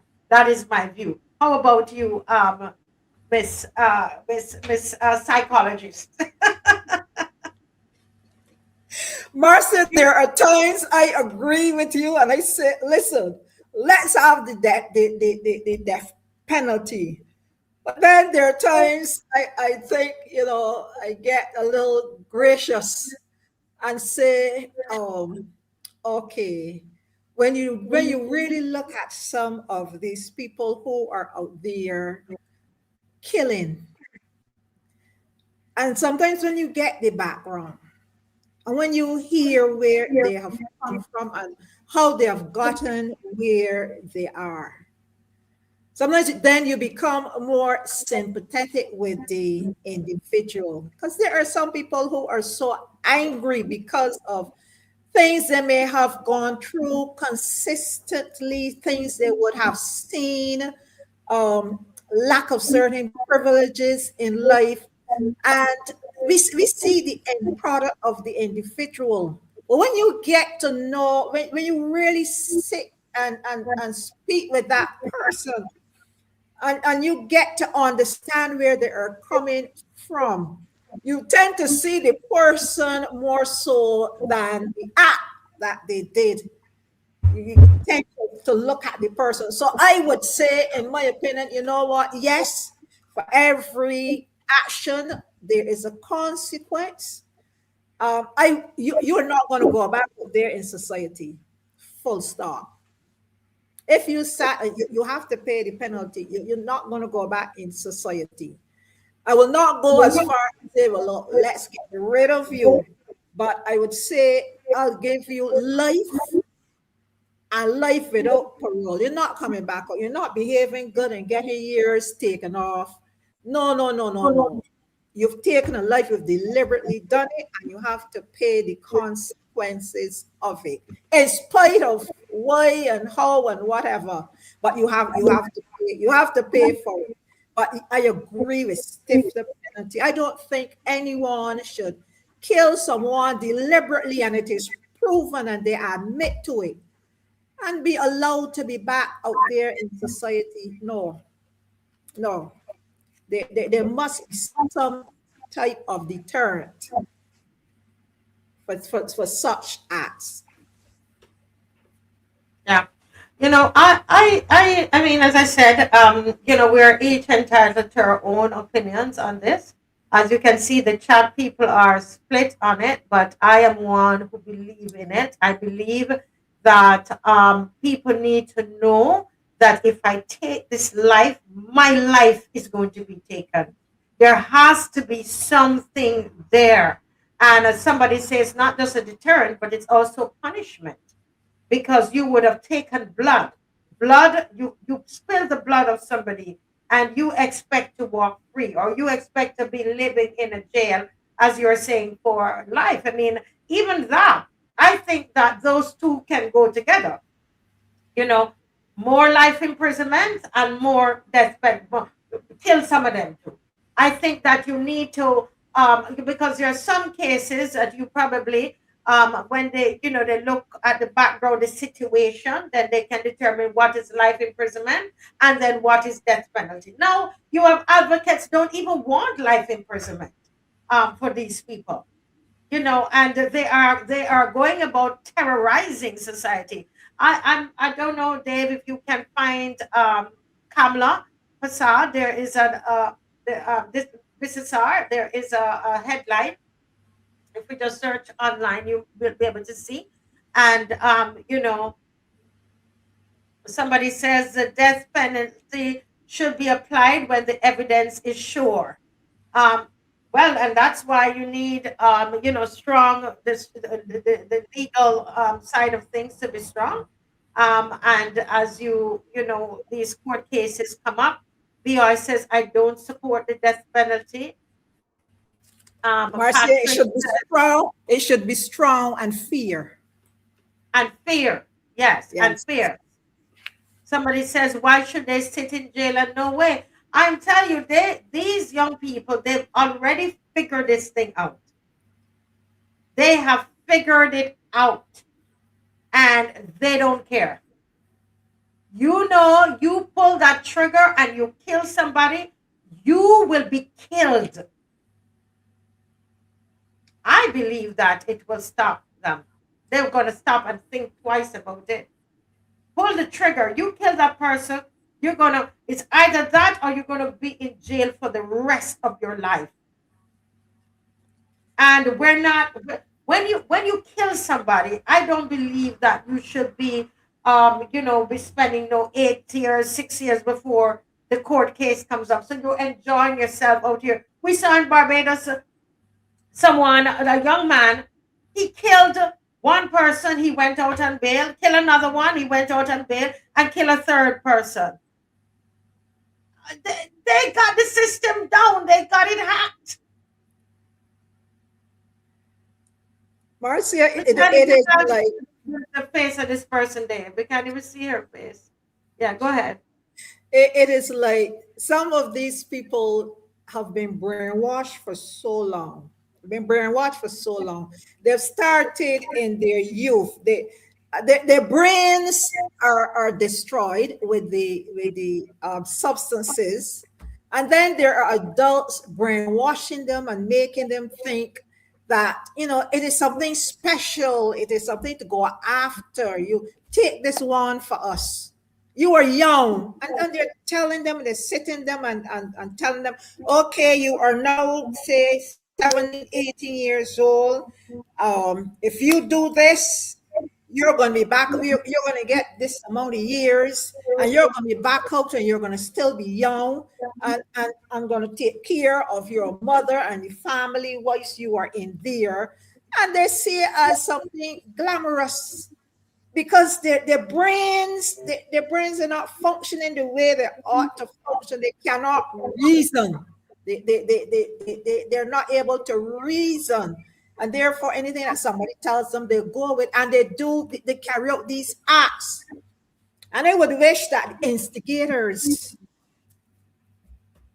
would pay some stiff penalty as well when found out. And not only the perpetrator. Yeah. I mean, the thing is this, that as I said, I see how they brandish the guns. You will see them playing around, brandishing the guns. They don't, there's no value of life. So we got to, in order to get their attention, you're dealing with young people. In order to you need to get their attention. It's like you have your children at home. You know what they say? You mustn't lash the children. You don't spank them. Because you don't know what they're going through. You don't understand the day that they had, why they did why they disobeyed mommy and daddy. Don't lash them. Right? It's abuse if you lash them. But then you see children who are lashing their parents, slapping them in the faces, etc. But then they're telling you, the psychologists and the sociologists, they're telling people, don't lash the children. But these same children are committing acts of violence. The same children that are getting the gentle parenting. And it's the same thing we're doing in society. It's a gentle legal system, gentle, everything gentle. And they are violent. They've been violent from they were little. Because we believe in gentle parenting. They go to school. The principal cannot lash these children. The teachers cannot lash them. The parents not supposed to lash them. They go and they kill somebody, and we mustn't lash them either. They must never be punished. So we have a generation of children coming up in society who have not been punished. And we're thinking that is fine. I say use both. I agree. Use the life imprisonment for some cases, and the rest of them, take it off. End of them. Some of these people don't need to be in society. VI says that the Bible talks about forgiveness. What do you say on that, Ms. Carolyn? That's what I'm saying to you. There are days I said, listen, hang them. And then there are days I tend to be more gracious and say, you know what? Give them a lesser penalty. As I said, they will not come back into society. It is like your life is gone. Your life is going to be spent, in these conditions. You're not going back out there, full stop. That's my take on it. And then there are times they say, well, look, you know what, you should kill them. The same Bible used to in the olden days give the family of the individual used to deal with them. They used to deal with them. You kill my child, I kill your child. That's it. That's how it used to go. And then they had a place for the ones who had been, who accidentally killed. But these people were murder was taken out of society, full stop. Whether it was deliberate or not. Of course, he after you sent, some of them would have spent certain time, they would return. But that is providing the family still not looking for them. So there have to be some form of stiff penalty used as a deterrent for these people. And I agree with that 100%. That there has to be repercussions. You cannot just murder someone and expect to have mercy. Mm-hmm. No. Yeah. Well, as somebody said, we will be split on it, but I know that something has to be done, right? I agree with that. Something has to be done. We cannot continue in the Caribbean like this, right? Right. Somebody here is saying about gentle. Well, that's the parenting that they're saying that we are to do now. Gentle parenting, and look at what we produced. I used to tell my sons, listen, it's either you get the lashes home or the police is gonna lash you. Somebody gonna lash you. Somebody, you take the punishment at home or take it on the street. You believe people are sitting down eating, for example, at right there in the mall, and somebody to walk off the street and just shoot somebody there at Kentucky and walk out, and that young man would have killed 2 other persons already. Where? In the small society? Yes. He should never have been out there. Should never have been able to do that. Marcia, I used to say to my children, foolishness is in the mind of the child. The rod of correction will drive it out. So if you do foolishness, expect to pay the consequences. That's what I told them in the early. And they understood well. So we must let our children know. And this thing about gentle parenting, if you love a child, you will correct it. You will correct it. And not only with words. There are some children, and there are a minority that would listen to words alone. But the caliber of children that we are having, they will look you in the face and will say to you, I hear you. Mm-hmm. This, I hear you. And just like that. And they don't even know that is rude. You have to tell them, but that's a rude statement. And they tell you, but that's how I feel. Straightforward. Well, so go ahead. I'm sorry. You can go ahead. You can go ahead. No. No. You let's finish your thoughts. I wanted to hear what you were saying. Yes, so I was saying there are different caliber of children.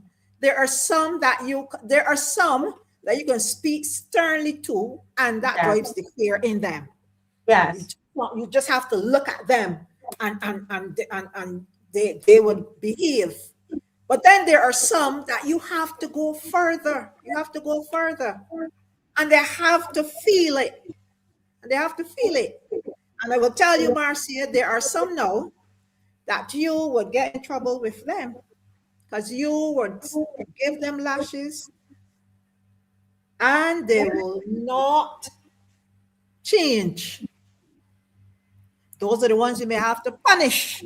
Or the ones you may have to, that's the one you may have to take away something from them. Yeah, and if they take away a life, take away their life. And I think, yes, because no, and we are always saying here that it is important to do a holistic review of the person's life. What is the biopsychosocial assessment of the person's life? Well, do all of that, but I'm telling you, some of them need to die. And it sounds terrible to say, but they sit and plan people's deaths. You could do, that's why, okay, we could say, all right, then there's some people give them the life, and then some people kill them. But you've got to do something. And they need to know that you're serious. Think about your own children. If you are not serious, you come out pandering to them. Oh, well, they didn't feel so good. They slap you in the face. Oh, little Tommy was having a bad day today. And that's what, oh, you're slapping me because you're having a bad day today. And every day he's having a bad day and slapping you in your face, throwing things at you every single day. No.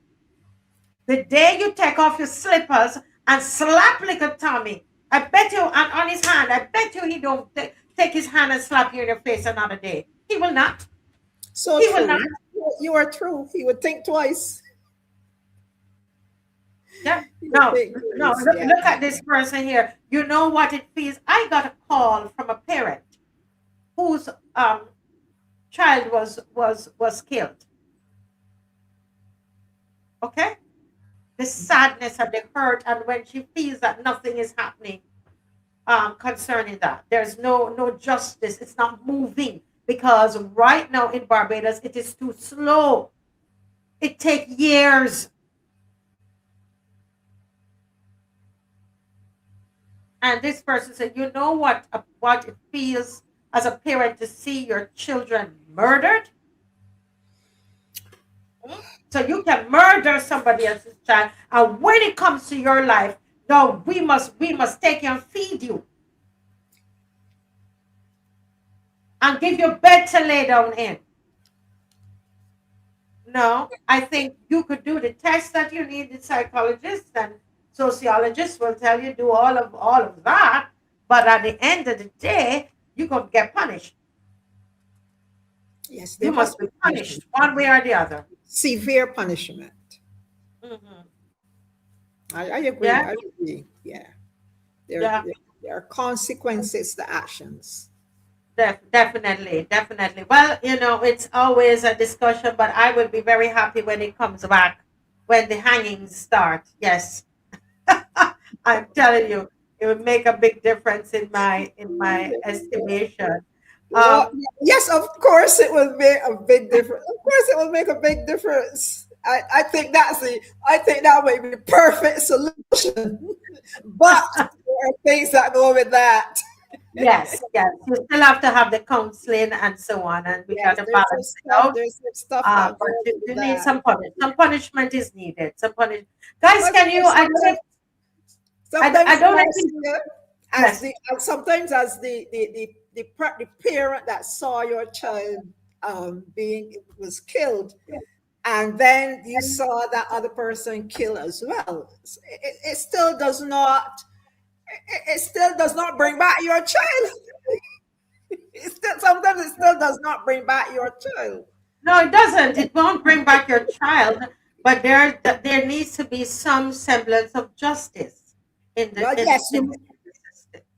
There has to be that, and I think that I just believe we're too soft, and that is what I love the tone of Michael Lashley.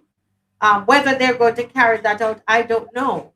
And I loved what Verla De Peiza is also saying, that you've got to also go a little younger and look at the children who are younger from primary school and begin to stem some of that, but also to look at the drug court as well as another part of the whole thing. Part of the solution. Very, very important.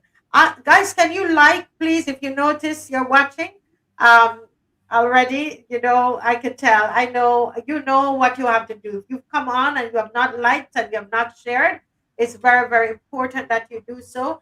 And as soon as the numbers come, they go right back down. They come up, they go down. So we need you. We need you. Yes, it's a drug treatment program. Thank you for your correction, Adrian.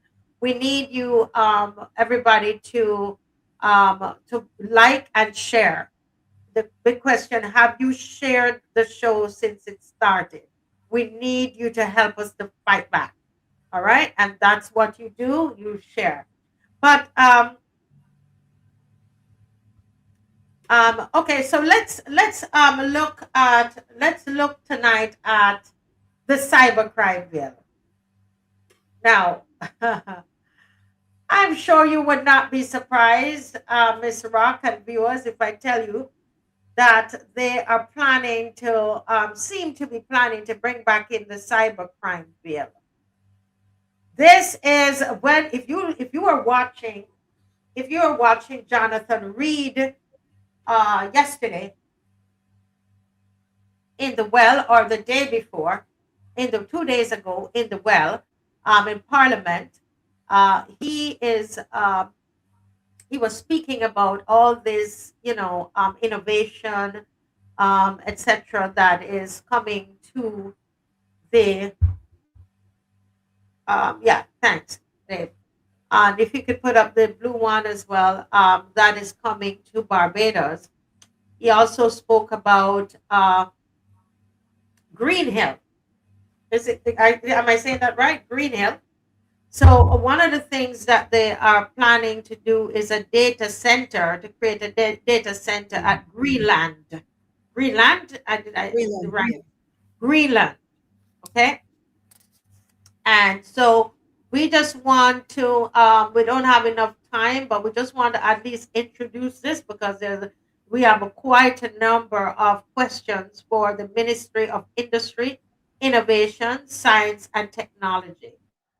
And what I want to say to us, I just want to say a few things to us about this ministry. This ministry is the ministry that you need to watch. This ministry is a ministry that you need to watch.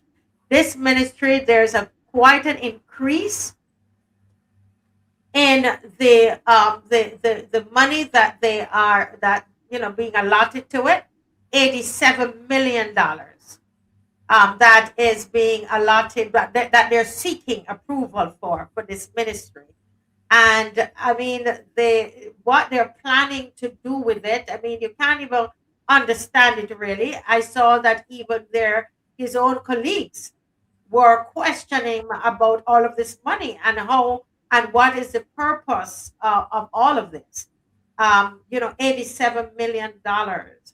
And one of them is to create this data center at Greenland. And they're saying this is the first government-led data center. It will be located in that northern corridor, St. Lucie, St. Peter, St. Andrew, and all the things that they plan to do there.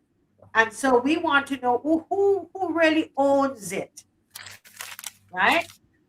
They're talking about AI. And, they seem to be very, very enthusiastic about AI, which is not, AI is not bad. It's the way how it is used. So we want to talk about a regulation, what is going to happen for Barbados in terms of regulation. I mean, they have moved, I mean, the increase in this ministry, it's just phenomenal in terms of the money. And so I'm seeing here that there's 150% increase in this ministry. And we want to know what would be the return on the investment. They're speaking about a lot of terminologies being used, and you're really not understanding exactly what is what is this all about? What are they doing? What is this data center that is being created. And this is something that you have to watch for, folks. This is what is coming up. Caroline, any thoughts on this before I go any further? Marcia, is becoming alarming. When we see the direction that this government is going, and the very first thing that was done when they came back to office was to really take away the rights of the parliamentarians. And when I saw that happen, and not wanting people to, as they say, they try to sell it as if we're doing what you citizens want. You put people in here, and you don't want them to go and to go over on the other side. But when I really look at what that has done, that is a method of control. It is listen. I want what I am about to do, and this is just my opinion, what I am about to do, the things that I am about to unleash, I want everyone in my corner. I want no opposition. I want persons to be in a space where they will think really hard about speaking and understand that there are harsh consequences if you speak things like, I'm going to expel you from the party, and you got to resign, you got to face a by-election. Those are really harsh things, and there seems to be a system of control that is creeping in. And I'm not surprised again. And I always thought that the Cybercrime Bill and all of these bills that the government walked back, they didn't put them out there as people say, they didn't know what they were doing. In my opinion, and it's just my opinion, Marcia, they threw these bills out there to hear what people will say. So the people, we ourselves know, we have actually doctored them up for them, and they will go now, and they will make it. And I hope that's what they probably would do. They will make it what we say, or close to what we say, and bring them back. Bring them back when they have no opposition, when they think they have full control. Cybercrime Bill is really to keep the people know they've muzzled the parliament. They're completely muzzled. They have to toe the line. And now this one will be to muzzle the people. But I say, no way. We have our rights. We have the rights to our opinion. We have the rights to differ. We have the rights to speak up. And that would always be our right. So I'm just saying, they'll have to come real good with this Cybercrime Bill. Yeah.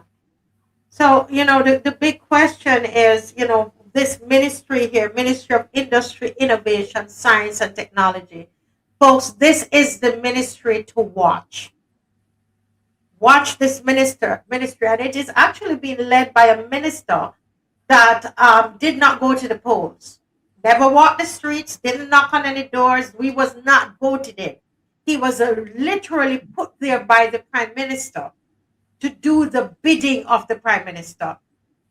And this is a ministry that I believe a lot of these kinds of methods of control that is going to come in the name of innovation.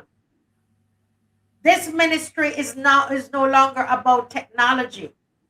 It's about data. It's about surveillance capacity. It's about cyber laws. This ministry, the Ministry of Industry, Innovation, Science, and Technology, this is where your control is going to come from. It's about AI policy. It's about digital identity. It's about who stores our information. This ministry is about who controls the infrastructure of the future. They're saying that, you know what, this is going to be so, mind blowing, and all. They use a lot of terminology. You really need to pay attention to this. Go back and listen to him in Parliament. It's about whether us as citizens are actually being carried into that future that they're created, or simply managed. We're being managed through it. Yes? And so this is about us where we need to blindly trust them. We're not against innovation. We're not against science. And we're not against modernization. All of us use AI at some forms of it. Okay? So we need to watch this ministry very, very carefully. Caroline, any thoughts on that? I agree with you. And another thing I would want to say here, Marcia, when we were given garbage cans, and our very garbage cans are numbered in such a way that we can detect where it is when it is moved. When you see something like that, we may be so happy, oh, we had some fancy garbage. But when you see these things and realize, look, there's a code onto your garbage can, then you begin to think, what is happening? What is happening? This is a method of control. This is a method of control. So then you sit and you see things creeping in. All of these, they may seem small, but they are creeping in. And now you see the government spending money and this. You ask yourself, is Barbados being used as probably a hub or some kind of testing area for these things? It is easy when you are a small country. It is easy to have control when the place is small, when everybody knows. It is much simpler. And I asked the question, are they testing these things out? Because Barbados is really going at a rapid pace into this all over control. And we are seeing it with every move that is being made. This control of the people, they pay, what their information, this data center, what are they doing with it? Who are they working with? What will it mean for us? So we have to be very careful and very diligent and speak out up front on how we feel about these things. And as you said, this ministry is it's more about surveillance. It's more about, this is a ministry that they're going to use to try to shut us up. This is a ministry that they will use against the show, like they're doing tonight. People are telling me all that's happening to them with even being on here tonight. I literally am watching what is going on right before my eyes. And so they're using the technology to fight us.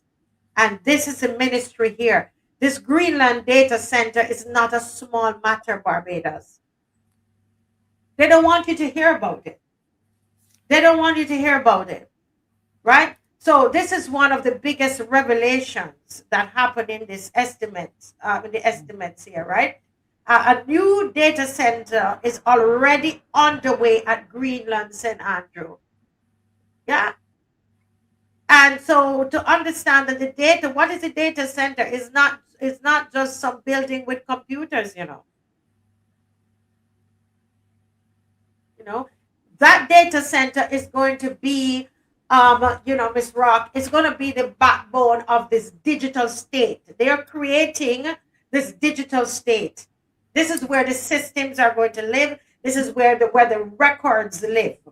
Yes. This is where future applications live. This is where the government data, which is all of our data. Remember that right now they're doing the BIM play, right? All of that, everything. So it's an infrastructure of digital Barbados is being planted there, and they said it's about sovereignty, right?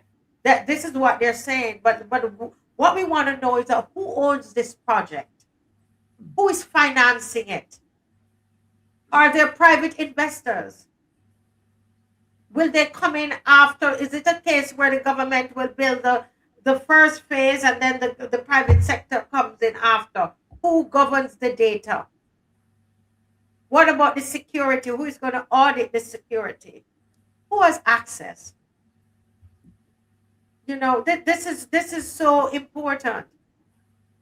I mean, they are building this first, and then they come and tell us that they're building it, right? You know, it's very very interesting because this was wasn't this the place where they had the Greenland landfill?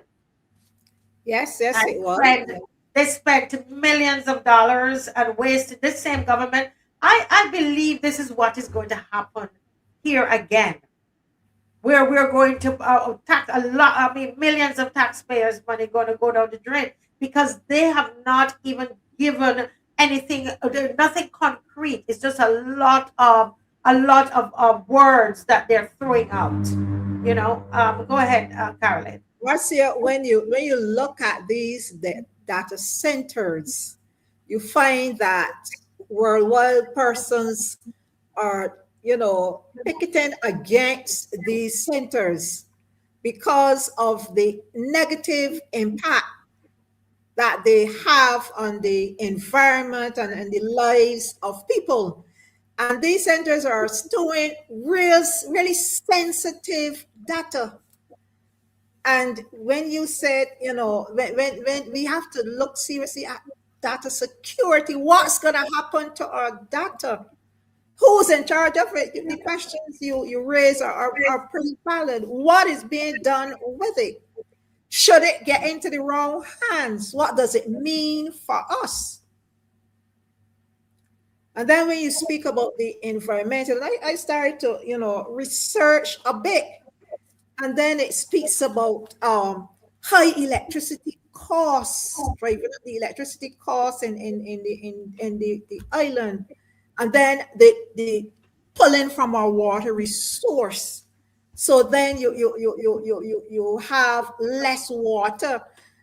The things, and then the health impact that it has. So there are lots of things that I think the discussion before something like this can be built in Barbados. Go back to what you were saying about the water, because I know my son was one of them was telling me about that, you know, because there's a lot of pushback internationally against these data centers because they use a lot of water. Yes, and electricity. Talk to us about that. So apparently the water is used as a cooling system, part of a cooling system for the equipment that is there, as well as electricity, and also the backup system is sends a lot of pollution into the air because it is a diesel one. So there are lots of issues that persons have. So as in a water scarce country like Barbados, you bring a plant that is going to be using lots of water, you can understand what's going to happen. Then there's the noise that it keeps. One person says it's like having a lawnmower going in your ears consistently. Now I know Greenland is way off there, but we know this is 166 square miles and noise travels. So can you imagine having that droning noise in your head consistently? So there are lots of things that you can look at, and that is maybe why they are secretly building it. because they know when people know there will be lots of questions, and there are people lobbying against these centers in their countries. Yeah. Somebody's saying here, which guys, we need to do a lot of research on these data centers. And it doesn't matter what they are doing. I literally am watching these, watching the viewership just dropping and dropping because of what we are dealing with. Do you know, tonight when I started to research this, the computer was giving all kinds of trouble because they do not, I'm telling you, it's not something I'm making up. I'm telling you, they do not want us to hear about this. This is not something that they want us to hear about. But we're going to go straight to the because it's after 9, so we're going to go straight to the telephone line. So those of you who want to make a comment on this, please give us a call, 236-7000. That's 236-7000. Go ahead and give us a call. Let's put up the number on the screen. Okay, we have a caller. Let's see if we can hear this caller properly. Good night, caller. Welcome to the Marcia Week Show. Good night. Can't hear you. Can't hear you at all. Good night. No, barely. We can't hear you. I'm so sorry about that.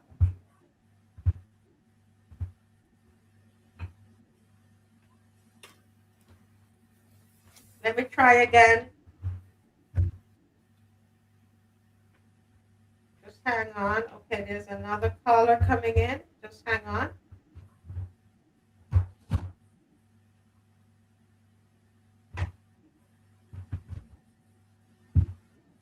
Good night. Welcome to the Marcia Week Show. Hi, good night, Marcia. Yes. Okay, we're hearing you now. Go right ahead. Go right ahead, please. Thank you. Yeah. Hi, good night to the opposition and to the lady there. Good night to you, ma'am. I believe your name is Miss Brooks. Good night. Yes. Good night. Yeah, I totally agree with you, Marcia, and I would have said, right, the first time that we went up against this cybercrime bill, because this is the same bill. It's just that they're coming with a different gimmick and approaching it in a different way. Because the first time they were unsuccessful, thanks to the loyal opposition, when we went up against it. I remember when we walked some of them oil, remember when you had to lay down, all of us, a lot of you all laid down, and fought against this same very bill. So now they come back now again to approach it and come with more bigger words, more sweeter fluff, but it's the same bill that you unmet it. Just have a read of the Animal Farm, as I said, and you will see who's really behind all of this. You understand? And people have to really, as you rightly said, take it seriously, because I have been experiencing a lot of problems too when I got speaking against this government regularly on my streams as well. And then you hear about things before, and then you have to take into consideration the 5G network. It's loaded with a lot of radiation as well. So we have to take into serious consideration all the factors, and we have a lot of hard questions to ask, and I hope that Tuesday coming, or whenever, if not Tuesday, whenever, that the citizens will really speak out against this. And as you already said, we need to do more in-depth research into this and watch this very carefully. Don't mind all the pretty talk that a person that never faced the electorate put down. You understand? Don't mind none of that. His own colleagues backed him up and questioned him in a corner, and he was pointing hard those who followed the estimates to really answer them properly. Because there's a lot of money, in my view, that's being wasted and can be utilized in more serious areas that we really need that kind of money spent in. But this is, for me, as I end MARCIA, this is just one big massive scheme of another way of trying to control democracy, control us to what we say, but they cannot stop us, the loyal opposition, no matter what they do. Have a good night. Thank you so much. Thank you. Well said.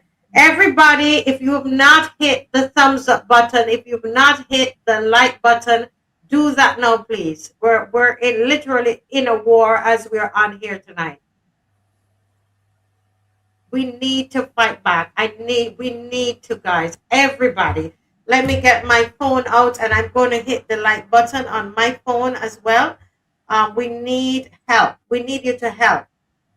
Because what is going on here? Please hold off on the calls and let me go on, and I'm going to like as well. That's the most that I can do. Everybody go on and like right now. If you haven't done so, right now it's now 187 persons have liked. All right, everybody, you've got to go on and you've got to like. Just pause and let's do that right now. You literally have to fight them. This is just so wrong.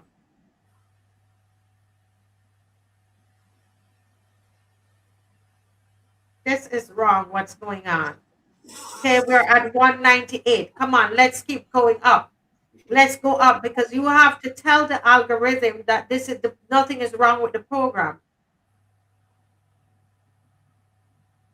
Look at the education we're having here tonight and mischievous people who do not want us to exit.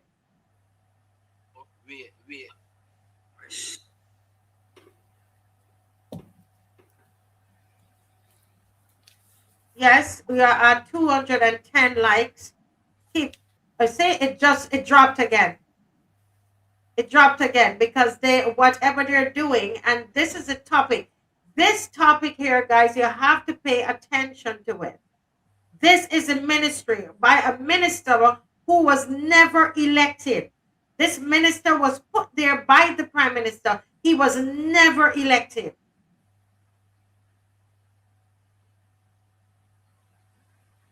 And this is what they're doing. The Ministry of Industry, Innovation, Science, and Technology. Barbados, I am telling you, you've got to watch this ministry.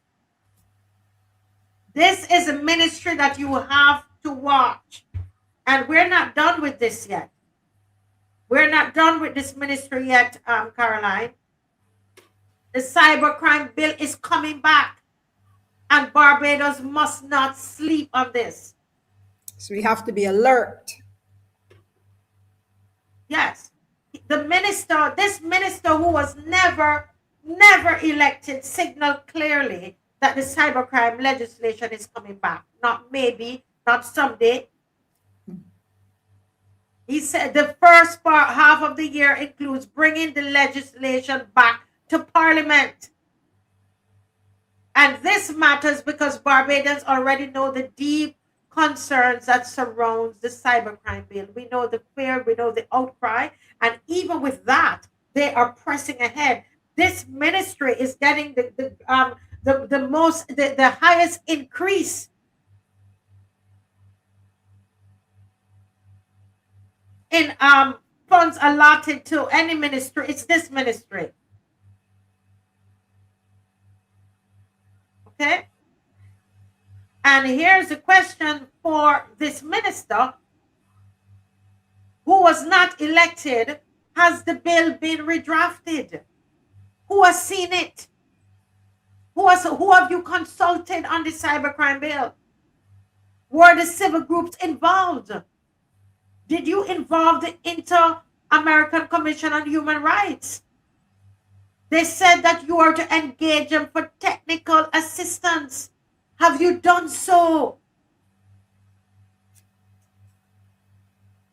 Are we going to have a cybercrime law that controls our speech?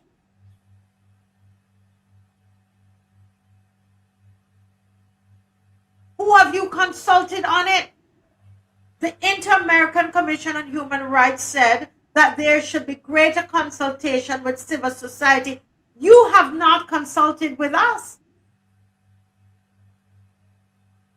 But now that you have gotten your 30 seats in Parliament, you have decided that you're going to go ahead with it. You've decided to use this ministry to consolidate power, Caroline. That is what's happening.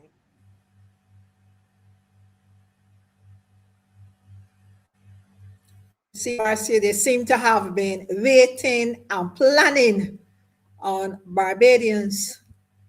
But there are times, sometimes you plan things and they do not work out the way that you have planned them.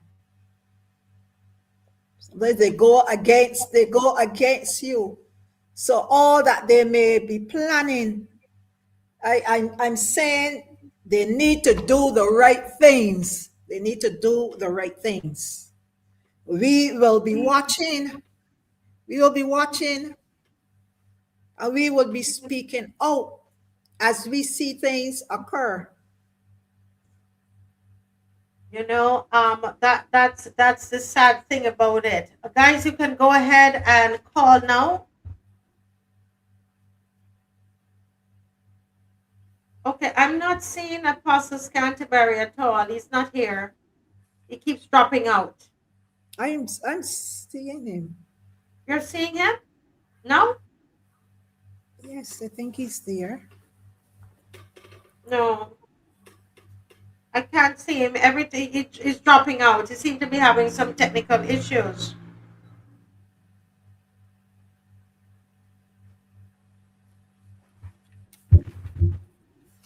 You see, and this is why they want us to not exist here. They want to, as I said, I heard that they said that we have to be stopped. And so this is what they, yeah.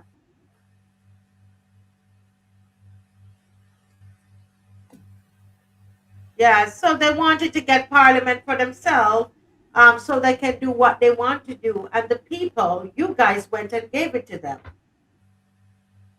You literally gave it to them so that they could do what they want to do.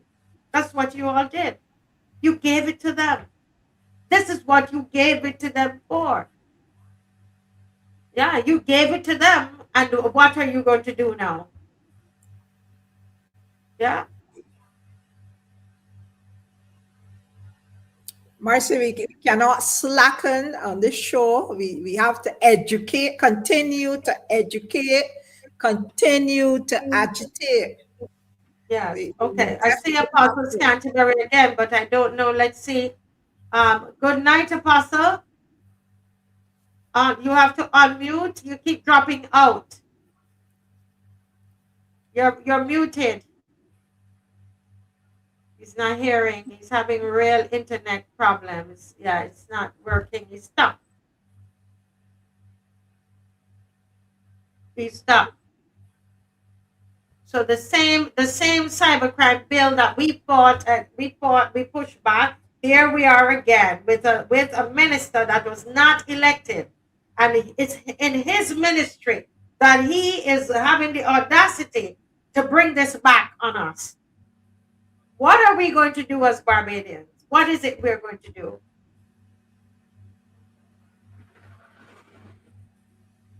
Huh? What is it that we're going to do?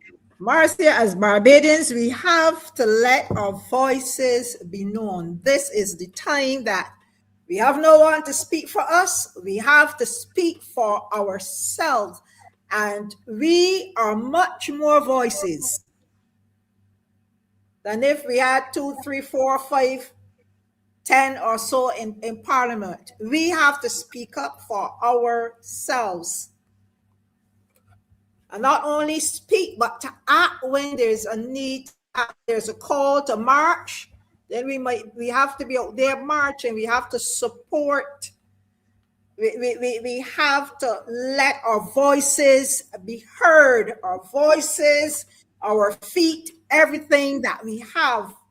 We've got to push back, and I've got to show persons that we do our research and we see what you are bringing, and we know what is good for us, what is not so good, and what is bad. We know what is suitable to our culture in Barbados, the climate, the size of us. We know we are able to research and see. We are able to research and see the effects in other countries. And if other persons that are bigger and richer than us are complaining, how much so we that are so small? So we must be alert to everything that is happening in Barbados and whatever they try to bring.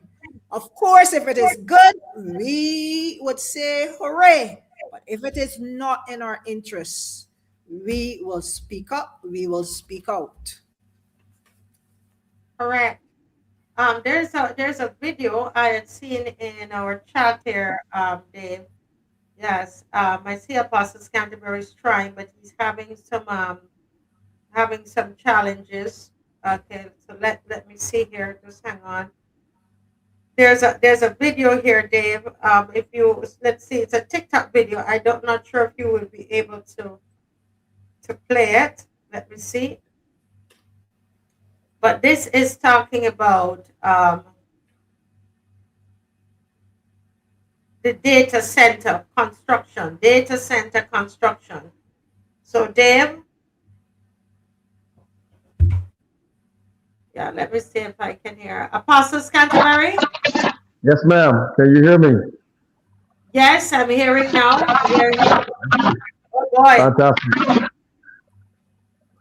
Okay, so Okay. yeah, a lot of feedback.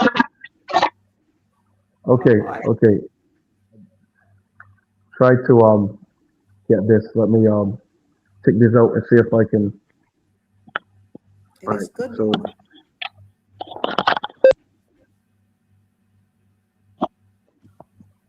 Yeah.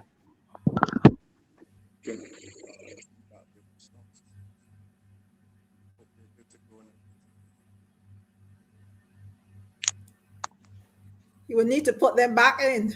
You're not hearing him now. Yeah. Okay. In the meantime, Dave, can we play the video on the screen? Thank you.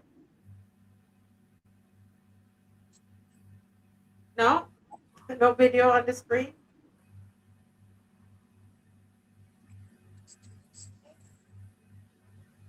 We'll soon be introducing legislation calling for a moratorium on the construction of new data centers. Now, as a result, I've been called a Luddite, anti-innovation, anti-progress, pro-Chinese, among many other things. So, why am I doing that? Why am I calling for a moratorium on the construction of new data centers? Bottom line, we are at the beginning of the most profound technological revolution in world history. That's the truth. This is a revolution which will bring unimaginable changes to our world. This is a revolution which will impact our economy with massive job displacement. It will threaten our democratic institutions. It will impact our emotional well-being and what it even means to be a human being. It will impact how we educate and raise our kids. It will impact the nature of warfare, something we are seeing right now in Iran. Further, and frighteningly, some very knowledgeable people fear that what was once seen as science fiction could soon become a reality. And that is that super intelligent AI could become smarter than human beings, could become independent of human control, and pose an existential threat to the entire human race. In other words, human beings could actually lose control over the planet. And in the midst of all of that, moment of change, what I have to tell you is that the United States Congress hasn't a clue, not a clue, as to how to respond to these revolutionary technologies and protect the American people. And it's not only not having a clue, they're out busy raising money all day long from AI and their super PACs. which is a whole other problem. As many of you know, the AI revolution is being pushed by the wealthiest people in our country, including Elon Musk, Jeff Bezos, Larry Ellison, Mark Zuckerberg, Peter Thiel, and others. All of these people are multi-billionaires who, if they are successful at AI, will become even richer and more powerful than they are today. What I want to do now is not tell you my fears regarding AI and robotics. I want you to actually hear from them, the billionaires who are pushing these technologies. Listen carefully to what they are saying. Elon Musk, wealthiest person alive, stated that, quote, AI and robots will replace all jobs. All jobs. Working will be optional, end of quote. Dario Amodei, the CEO of Anthropic, predicted that, quote, AI could displace half of all entry-level white-collar jobs in the next 1 to 5 years. And that, quote, humanity is about to be handed almost unimaginable power, and it is deeply unclear whether our social, political, and technological systems possess the maturity to wield it, end quote. That's Amodei. According to Demis Hassabis, the head of Google's DeepMind, this is Google's DeepMind, the AI revolution will be 10 times bigger than the Industrial Revolution and 10 times faster. All right, you got that? That means it will have 100 times greater impact on society than the Industrial Revolution had. Jeff Bezos, the fourth richest person in the world, has been pushing his staff for years to think big and envision what it would take for Amazon, which he owns, to fully automate its operations and replace at least 600,000 warehouse workers with robots. 600,000 jobs gone, robots doing the work. Bill Gates, also one of the wealthiest people on earth, predicted that humans, quote, won't be needed for most things, end quote, such as manufacturing products, delivering packages, or growing food over the next decade due to artificial intelligence. Mustafa Suleyman, the CEO of Microsoft AI, said most white-collar work, quote, will be fully automated by an AI within the next 12 to 18 months, end quote. Jim Farley, the CEO of Ford, predicted that AI will eliminate, quote, nearly half, literally half of all white-collar jobs in the US, end quote, within the next decade. I want you to hear this one. Larry Ellison, also one of the richest people on earth and a major investor in AI, said that there will be an artificial intelligence-powered surveillance state where, quote, citizens will be on their best behavior because we're constantly recording and reporting everything that is going on, end quote. Dr. Jeffrey Hinton, considered to be the godfather of AI, believes there is a, quote, 10% to 20% chance for AI to wipe us out, end quote. Mark Zuckerberg, the fifth richest person in the world, is building a data center in the state of Louisiana, a data center that is the size of Manhattan and will use 3 times the quantity of electricity that the entire city of New Orleans uses every year. All right. Now, for many years now, leading experts have called for regulation and reasonable pauses to the development of artificial intelligence to ensure the safety, the very safety of humanity. Let's go back to our good friend Elon Musk.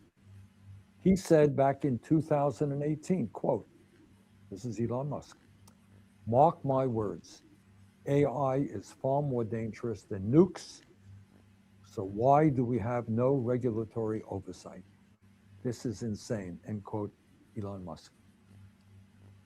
In March of 2023, over 1,000 business leaders in the big tech industry, prominent scientists, AI researchers, and academics co-signed an open letter entitled, quote, "Pause Giant AI Experiments," end quote, stating, "We must ask ourselves, should we let machines flood our information channels with propaganda and untruth? Should we automate away all the jobs, including the fulfilling ones? Should we develop non-human minds that might eventually outnumber, outsmart, obsolete, and replace us? Should we risk loss of control of our civilization? Should we risk loss of control of our civilization? Such decisions must not be delegated to unelected tech leaders. Therefore, we call on all AI labs to immediately pause for at least 6 months the training of AI systems more powerful than GPT-4. This pause should be public and verifiable and include all key actors. If such a pause cannot be enacted quickly, governments should step in and institute a moratorium," end of quote. That is what some of the leaders in the AI industry have said. And clearly where we are right now is that there has not been any pause. There has been massive amounts of competition between one company and the other, between the United States and China. So, bottom line is that, in my view, to protect our workers from losing their jobs, to protect human beings from attacks on their mental health, to protect our kids, to protect the safety of human life, yeah, we need a moratorium on data centers. We need to take a deep breath. We need to make sure that AI and robotics work for all of us, not just a handful of billionaires. Thanks very much. Thanks very much. Wow. It's something that we're just touching the surface here tonight. Let me see if we can hear Apostle. Yes, Good ma'am. night. Good night to you, ma'am. Good night to you. How are Okay, we yes. now? Great to Yes. see you. Great to see Yes. both of you, actually. Good day. Yes, much better. And Yes. we are almost at the end of the program, but you're here, and we're talking about the data center that they are setting up there in Greenland. Yes. I'm tempted to say Greenfield, but it's Greenland. Yes, ma'am. And we were just looking at some of the dangers. We're looking at the dangers of that, and which we're going to get back into some, for a couple more nights, and also the Cybercrime Bill that is back on the table. Yes. So give us your quick thoughts on that, Apostle. Well, first of all, let me say this: we shut that Cybercrime Bill down before. We'll shut it down again. Okay.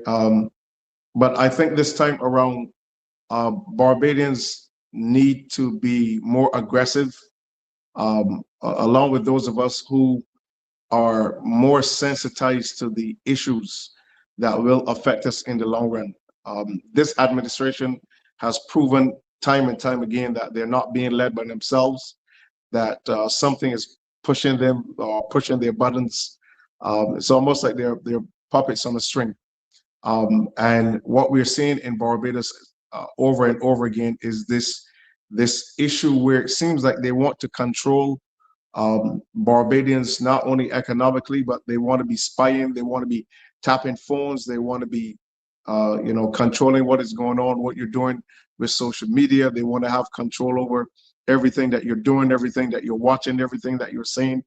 It's just a whole set of demonic, in my opinion, demonic activity that's coming from this administration where Barbadians are concerned. I know about that project that's going on there in Greenland, and a lot of individuals do not know, and I'm going to expose this here, the brief moment that I have to speak, there is a magnetic field that runs across Barbados from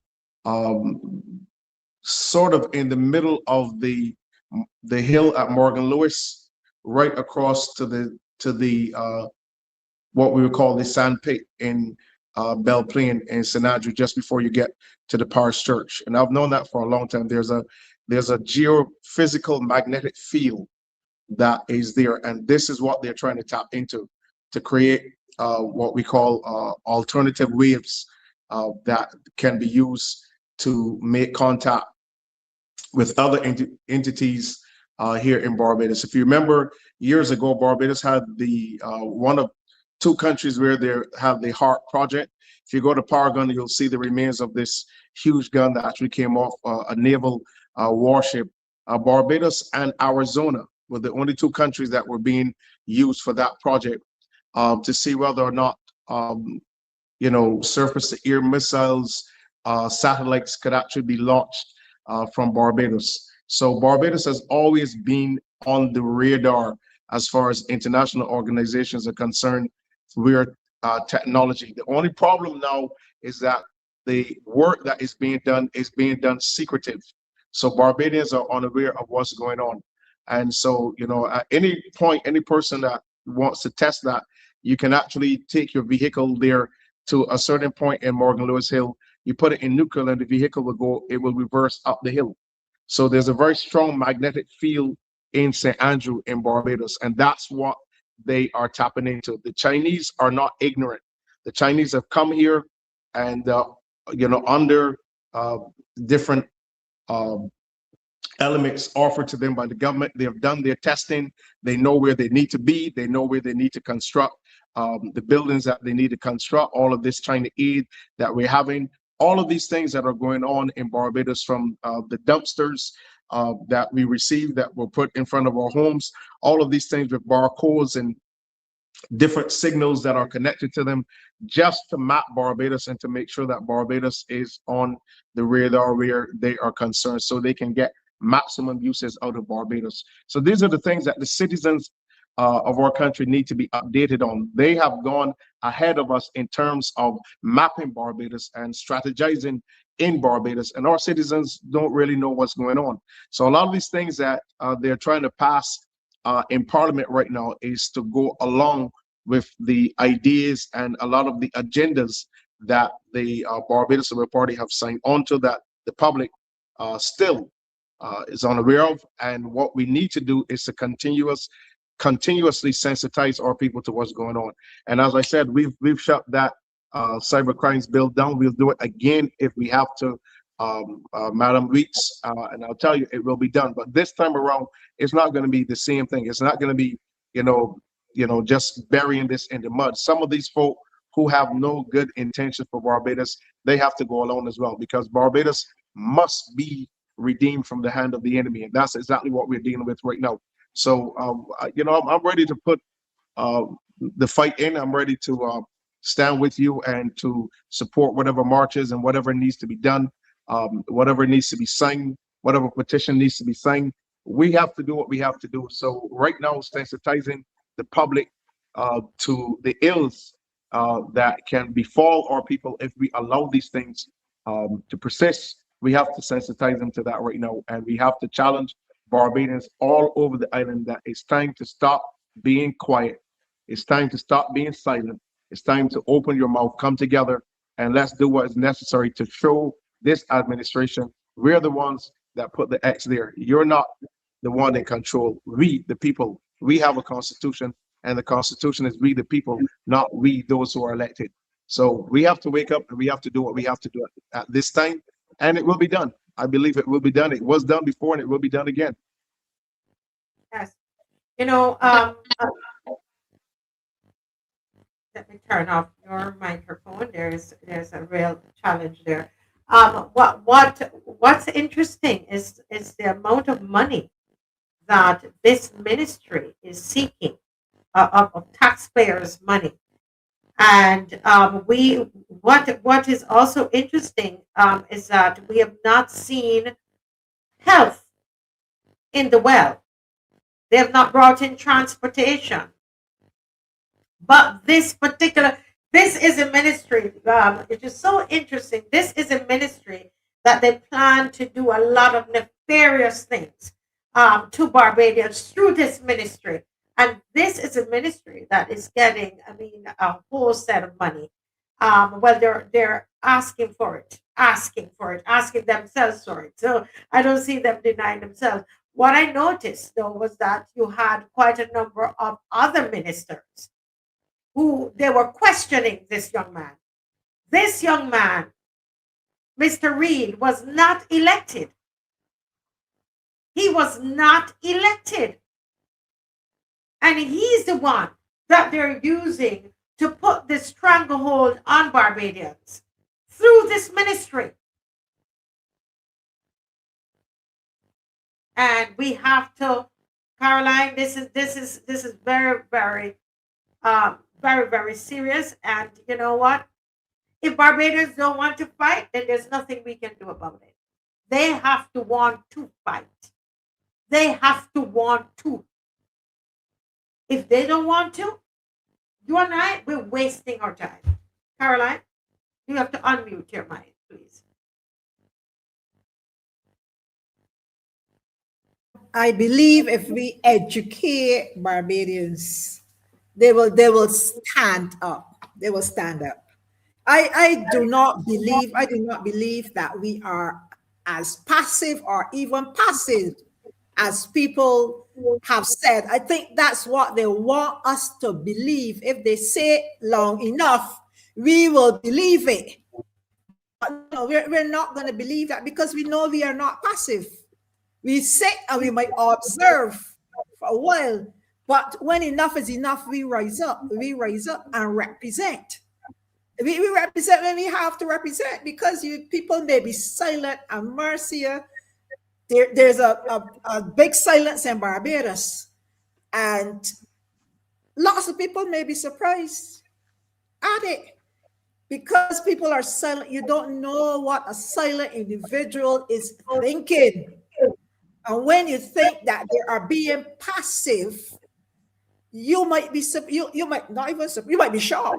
You might be shocked because there comes a time where you push people's back against the wall, or when people are down and they cannot go down anymore, there's only one way to go. It is to rise up. It is to rise up. So when you might be pushing Barbadians and pushing and pushing and pushing, you do not know, you're pushing the backs against the wall, and they have no choice to come back at you. And that's what most people will not expect. But I will say no more here. I will say no more here. People are not passive. They are observing. They are observing. And I will say here, you see, when we had one person in Parliament taking all the lashes, and when people got up to speak, they were just pounding on this particular person. But there is no person that can get up and pound on. They have to come at all of us now. All of us, they have to come at the entire 80% of Barbadians. They will have to come. They will have to come at all of us. And it will be evident. And they will always say, you will not be in power all the time. The time will come when you will be removed and someone else will sit in the seat. Understand that. We go through mountains, we go through valleys. Today is your time, tomorrow is someone else's. And we need to understand that. Sometimes people believe that if they have all the control, they are in control, time is in their hands, they can decide. No, it is not like that. It is not like that. We have no control, not over the next second. People ought to realize that. People need to realize and understand that Barbadians will not be silenced. I would say Barbadians will not be sold out. We will not be muted. No. Apostle, any, because you weren't, didn't get a chance to be on. Yes, go Yeah, right ahead. Any other I comments? guess I want to agree with Madam Caroline on this matter.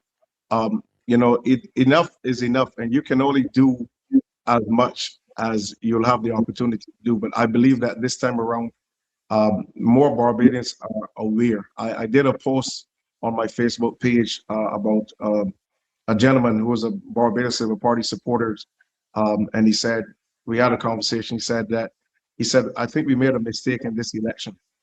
And he mentioned when the Prime Minister was speaking in Deacons, when she said that, people are saying that they're going to go and vote for the opposition, but if you go and vote for the opposition, then the opposition becomes the government. And he said all of that time it didn't dawn on him that when you are in an election, nobody is the government and nobody is the opposition. It didn't dawn on him that she was actually telling people not to vote for the Democratic Labour Party. And it didn't dawn on him that she was still behaving and still talking as though the BLP was the government. And it's only after the election that he recognized he was there, and it didn't dawn on him. He said we should have made sure that we had at least 2 or 3 persons from the Democratic Labour Party to win their seats. But I know for sure, I can tell you, this election was stolen. This particular one. I know 2022, and I know this one was stolen by the Barbados Labour Party. And the time is going to come that they will not be the government all the time, and the cracks are beginning to show. Okay, and we are going to have a zone where we find out exactly how Miss Motley and the Barbados Labour Party pulled off stealing elections. So the mere fact that we understand that, when we find out, then we would also know that they would have led this country illegally, okay, for the years that they were in government, and they know that they're an illegal government. Okay, this is why you're seeing the situations that are prevailing in Barbados right now. They're not going to be around all along. They're not going to be alive all along. So this is where our people must begin to understand that it's not just Democratic Labour Party persons that have awakened. They're Barbados Labour Party supporters that have awakened to what's going on in this country, which is why this government is now government of only 18 or 19% of the country. So 81% of this country has already said no to Mayor Motley and this administration. So you look at the 30.8% that voted. Out of that 30.8%, just about 18 to 19% of that 30 went to the BLP. So she's only the prime minister of 19% of the country. So the people, as Madam Caroline said, might be passive right now, but the moment is going to come where people are going to wake up, they're going to rise up, they're going to come out, and they're going to make their statement strong. And as you know, dealing with these matters is not just a matter of marching, but it is what we do when we march. It is what we say when we march. It is what we pray when we march. It is what we decree when we march. But because we know that we're not wrestling against flesh and blood, we know we're dealing with principalities and powers and rulers of the darkness of this world and spiritual wickedness in high places. And, we have to speak power to power.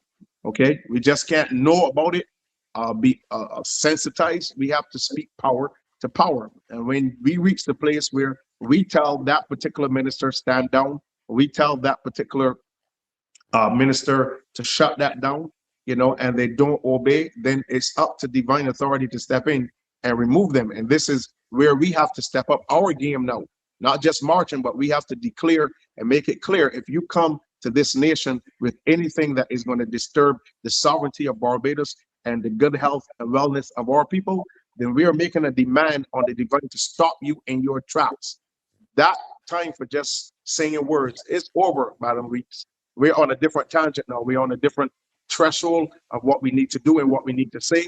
And if people aren't going to stop with the pain, then we have got to stop them we've got to get them out of their seat, or we got to get them off the earth. And we got to be very clear on making sure that Barbados works for Barbadians, and we don't have to live here and struggle like people who have, gone through years of slavery, and yet we have to deal with our own brothers that have been elected coming back and put us in slavery again. So again, it's also for church leaders to make a decision whether you're on God's side or whether you're on the side of this political party.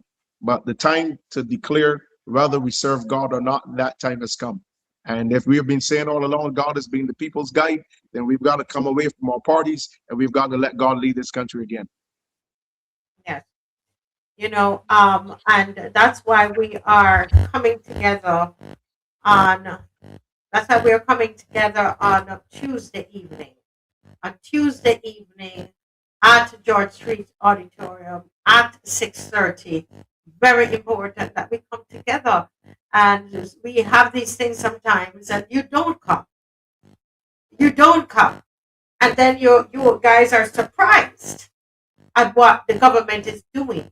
There is power in numbers. The budget that concerns you is going to be read on Monday. They expect there will be no backlash. There will be no response. There will be nothing because there's nobody in Parliament. You now have an opportunity to respond to the budget more than 24 hours after it is read. Will you take that up? Or you're going to depend on someone to do it for you? That's why we're in the position we're in. And I'm being very blunt tonight because people are working and doing a lot of things. We warned you and told you the Cybercrime Bill will be back here. And here we are again. We'll invite you out on Tuesday, and you will stay home to watch to see how many people are going to be there. What's wrong with you? What's wrong with us? What do we want? This is very serious at this stage. What is it that we want? You sit at home to see how many people are going to show up. I want to remind everybody, when you come on here each night, it's not entertainment. This is not days of our lives. We educate, we motivate, we mobilize, and we agitate here on the MARCIA Show. So you laying down in your bed, switching, you have your thing and you're watching on your screen and thinking it's days of our lives. It's not.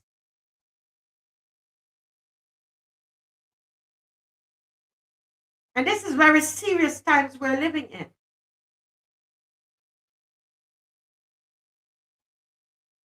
And if that is what you want, well, I mean, if your thing is that you don't care whether or not we have the opportunity to speak in Barbados, well, so be it. I'm waiting to see us take civil responsibility. I'm waiting to see the citizens say, listen, this is my country. When? When is that going to happen? I know Caroline is hopeful, Apostle is hopeful, but tonight I am saying, guys, no, enough is enough of our complacency. We are where we are because of what we have allowed to happen.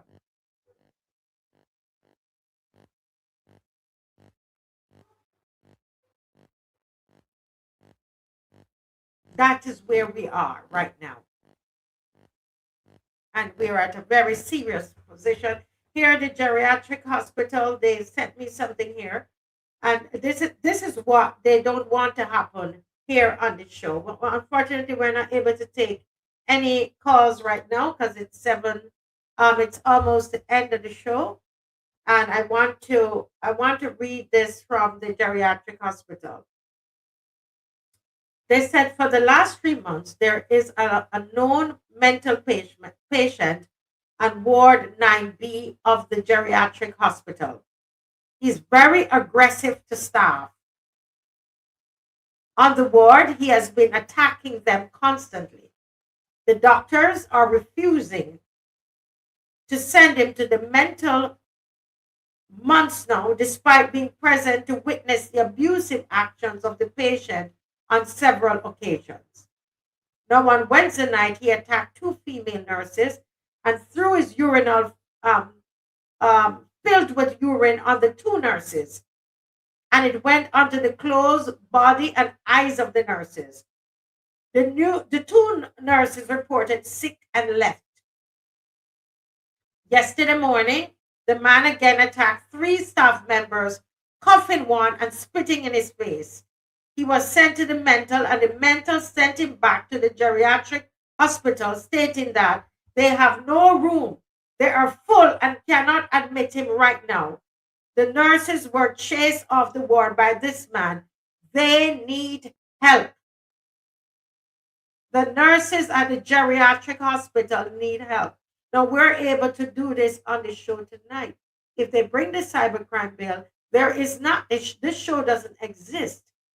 Where are you going to send your information to? Sheriff Veronica, she's overseas. They can't touch her. But they're going to seek to shut down all of these shows. Here it is. The nurses are suffering. They need help at the geriatric hospital. And they asked me, they said, Marcia, can you help us? They sent me tonight. The nurses need the nurses, good night, Marcia. The nurses at the geriatric need your help. They have given me the story to give to you.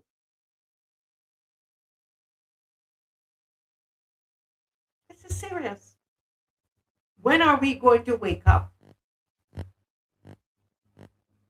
Apostle, you were saying something? Yeah, I was, saying something that I really can't say on the air, but but I'll tell you this, that the cracks are beginning to show in this administration, and so much has unfolded since, they assume the reins of government again. And you want to look at the fact that they're talking about strong leadership for changing times, but the reality is that times have changed and they haven't become strong. So you cannot really process the fact that they took Barbados into an election knowing that they had problems at the Grantley Adams International Airport. You have problems with crime. You have problems at the geriatric hospital. You got problems everywhere. You got understaffing. You have people who are not competent. You have all of these things that are going on. And you go to an election to tell people we need strong leadership. Come on. Now we're seeing that this is the reason why you ran and tried to get the government back, because you didn't want the people to see all of these things happening, and then they vote you out. Okay, so you can see that this whole election was just massive fraud on the part of the Barbados Civil Party. When you look at the activities and you look at the things that are happening right now, as a matter of fact, you see again the increase of violent crimes in Barbados, and now you have 3 attorney generals, as far as I'm concerned, and you're still not seeing anything being done. So you can see here that all of the cracks in the Barbados Civil Party are opening much wider than before, and they've reached a place where they cannot any longer do any type of damage control. It's just getting out of hand over and over and over and over. And that's what we're going to continue to see until Barbadians begin to realize they can't run this country as much as they're talking. They don't have the skill, they don't have the tact, they don't have the wisdom, they don't have the creative ability, they don't have the power to run this 166 square miles. We have 27 sitting ministers of government and 8 backbenchers, which means we have 30 constituencies, but 35 persons are being paid out of taxpayers' money. Okay, and when the former administration has 16, the cabinet was too big. Now you have 27 and 8 backbenchers, 8 persons who won their seats and were not given a portfolio. And you have individuals who never face the electorate who are ministers of government. That's horrible. That's not strong leadership. That is not strong leadership. I don't care what they say or what they feel. It's not strong leadership. And we need to understand that. We have 30 constituencies and we should have 30 persons in the House, not 35. So the cracks are there, Madam Weeks. They're there. They're visible. And it's only a matter of time before we see exactly what it is that they've been trying to hide and put plaster over for the longest time. Yeah. I just want to, somebody said here, Caroline, the nurses should protest. That is awful. Now, that's the thing. Will the nurses protest? And that's it. You are the ones at the geriatric enduring that. What are you doing about it? There comes a time people can do so much, but after, you've got to do something for yourself. If you're not prepared to do something for yourself, why are you complaining? I'm being straight with you all tonight. What is the complaining all about? That's a good point. This is not brass tacks. I don't have time to waste.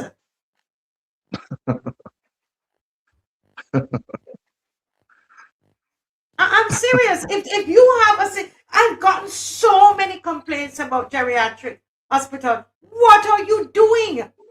You are the nurses there. Mm-hmm. You have to reach a point where you say enough is enough. Nobody can do that for you. Somebody throwing pee-pee and doo-doo on you. What you going to do about it? Just complain? No. Caroline, quick, because with 10:01, we're going to close now. Go ahead, Caroline. Well, what I would say is, Marcia, if the foundation is faulty, the building will collapse. True point. It is just a matter of time before the building collapse. I have never believed in none of these 30 loves, none of them. And I believe it is time for full, not disclosure, full exposure. I believe Good point. that. Good point. It is time. And I believe that the Lord God Almighty need to intervene. Need to intervene. And I will call on him to intervene. And let us have full exposure in Barbados. Yes, ma'am. Yes, ma'am. Well, thank you so much for that. I know, I think I sent a picture to you, Dave, with the vision casting service. Can you just tell us a quick word on that? Apostle, we had shared about it a couple of nights before, but can you just tell us about that and invite everybody? Well, thank you so much, Madam Weeks. Just recently, the Lord really, through some amazing favor, allowed Providence to myself and WHMI team to take control of a plantation here, the Pleasant Hall Plantation, the old Pleasant Hall Plantation Yard, where we are currently conducting our ministry. And so now we're at the point where we are moving forward to, raising our funds to build our structure here. And, it's a beautiful place, has great potential. And on the 28th of this month, during our anniversary celebration, we're going to have a special vision casting service here where we're inviting all of our friends and our partners and our ministerial connections here and those who connect with us here on your show to be with us on the 28th at 11 a.m. where we're going to share the vision for what we want to do here with the property. So much is going on with the youth, and we have an opportunity to create an environment that is safe for them I've always been, believing the Lord for a place and a space where we can develop our ministry, doing many things, including daycare and preschool, because I believe in education.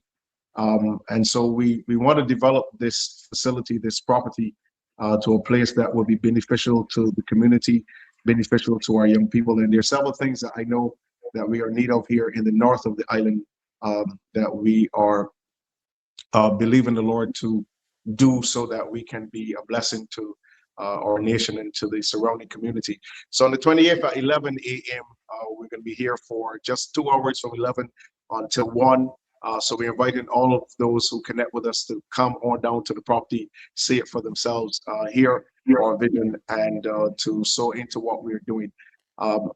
During the service, we are going to take half an hour to pray for the nation on the property as well. So we're inviting all, of our friends and our partners to come on out to the old Pleasant Hall Plantation Yard here in St. Peter, Pleasant Hall in St. Peter, on Saturday the 28th for our vision casting service, where we're going to believe God. The Lord spoke to me and said, "No, you must not take a loan, you must not take a mortgage for this project."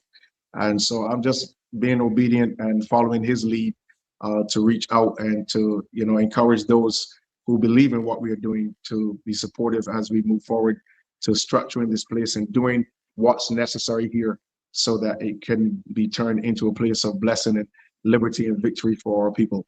So that's our vision casting service. It's on Saturday, March the 28th at 11 a.m. So I'm giving an invitation to all of you to come on down and be here with us and support us in our venture to use this facility for the glory of the Lord.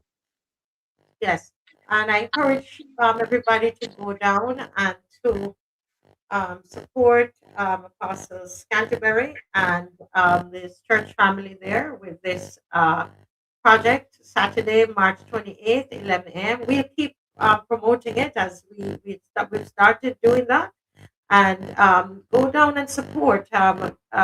We would have seen Apostle many times on the truck, leaving St. Peter, coming up and being with the rest of Barbados, so we could go down and support him on that day. So we're inviting everybody to go down and to support him Saturday, March the 28th at 11 a.m.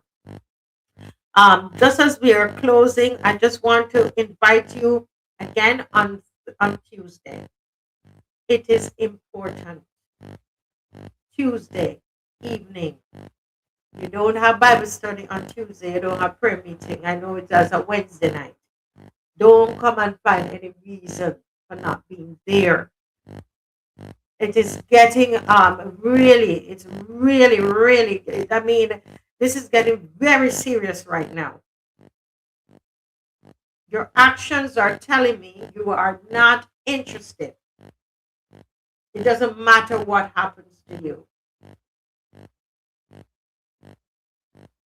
You have an opportunity to sit down. You do not, because that's how you all voted. You didn't vote in. You didn't vote anybody in. So this is our situation. The question is, are we going to sit down and listen to the budget for ourselves? The budget is supposed to be about us.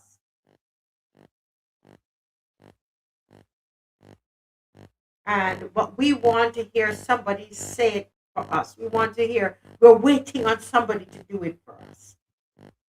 That's the problem we have. So Tuesday, March the 17th at 6:30 p.m. Right? Yeah. Well, take one. As somebody said, they have service that night. Well, you know what? You've been going to a lot of service. If you have service 2 nights a week, you could take one night and come to this and one night to service. Is that serious? Is that serious?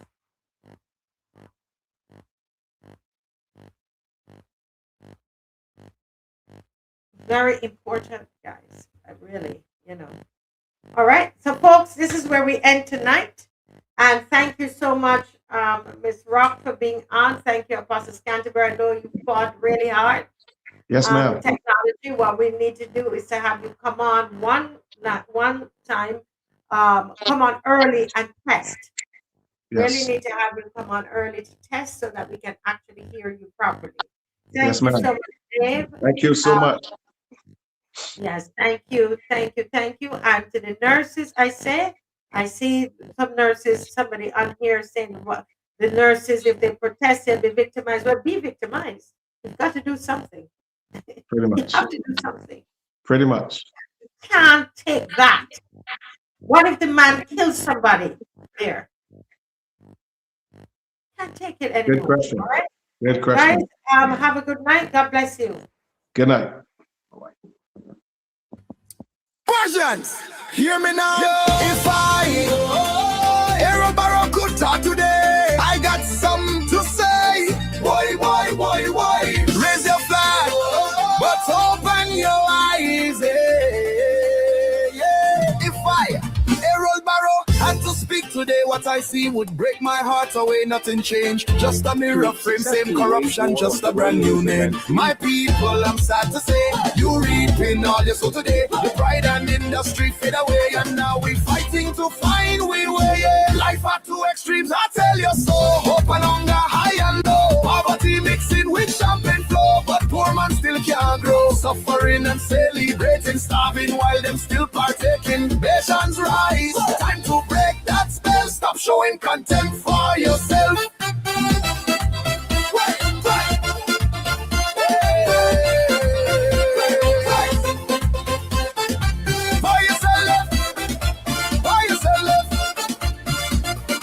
Back in 80s, I had to say you can't change when thieves lead the way. Corruption sweet when give us pay, and government take what poor man lay. Taxation high like mountain peak, while schools and roads still spring a leak. Them flying high, them living sleek, but poor man vice still 2 weeks. So tell me now, who you blaming?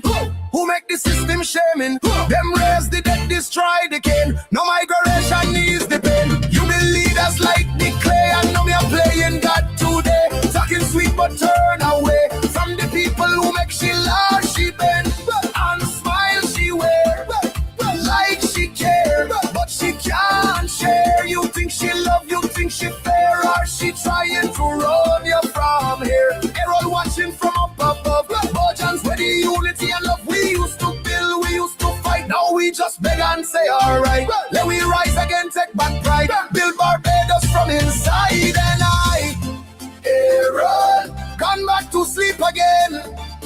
Errol, but I pray next time I wake, my people go rise, rise, I say. Bim Shar still alive.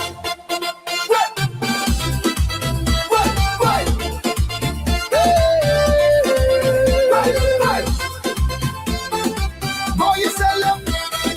Boy, you sell them. Bims are still alive. Oh, we just need to revive. Oh, Bims are still alive. Oh, we just need to revive. Oh.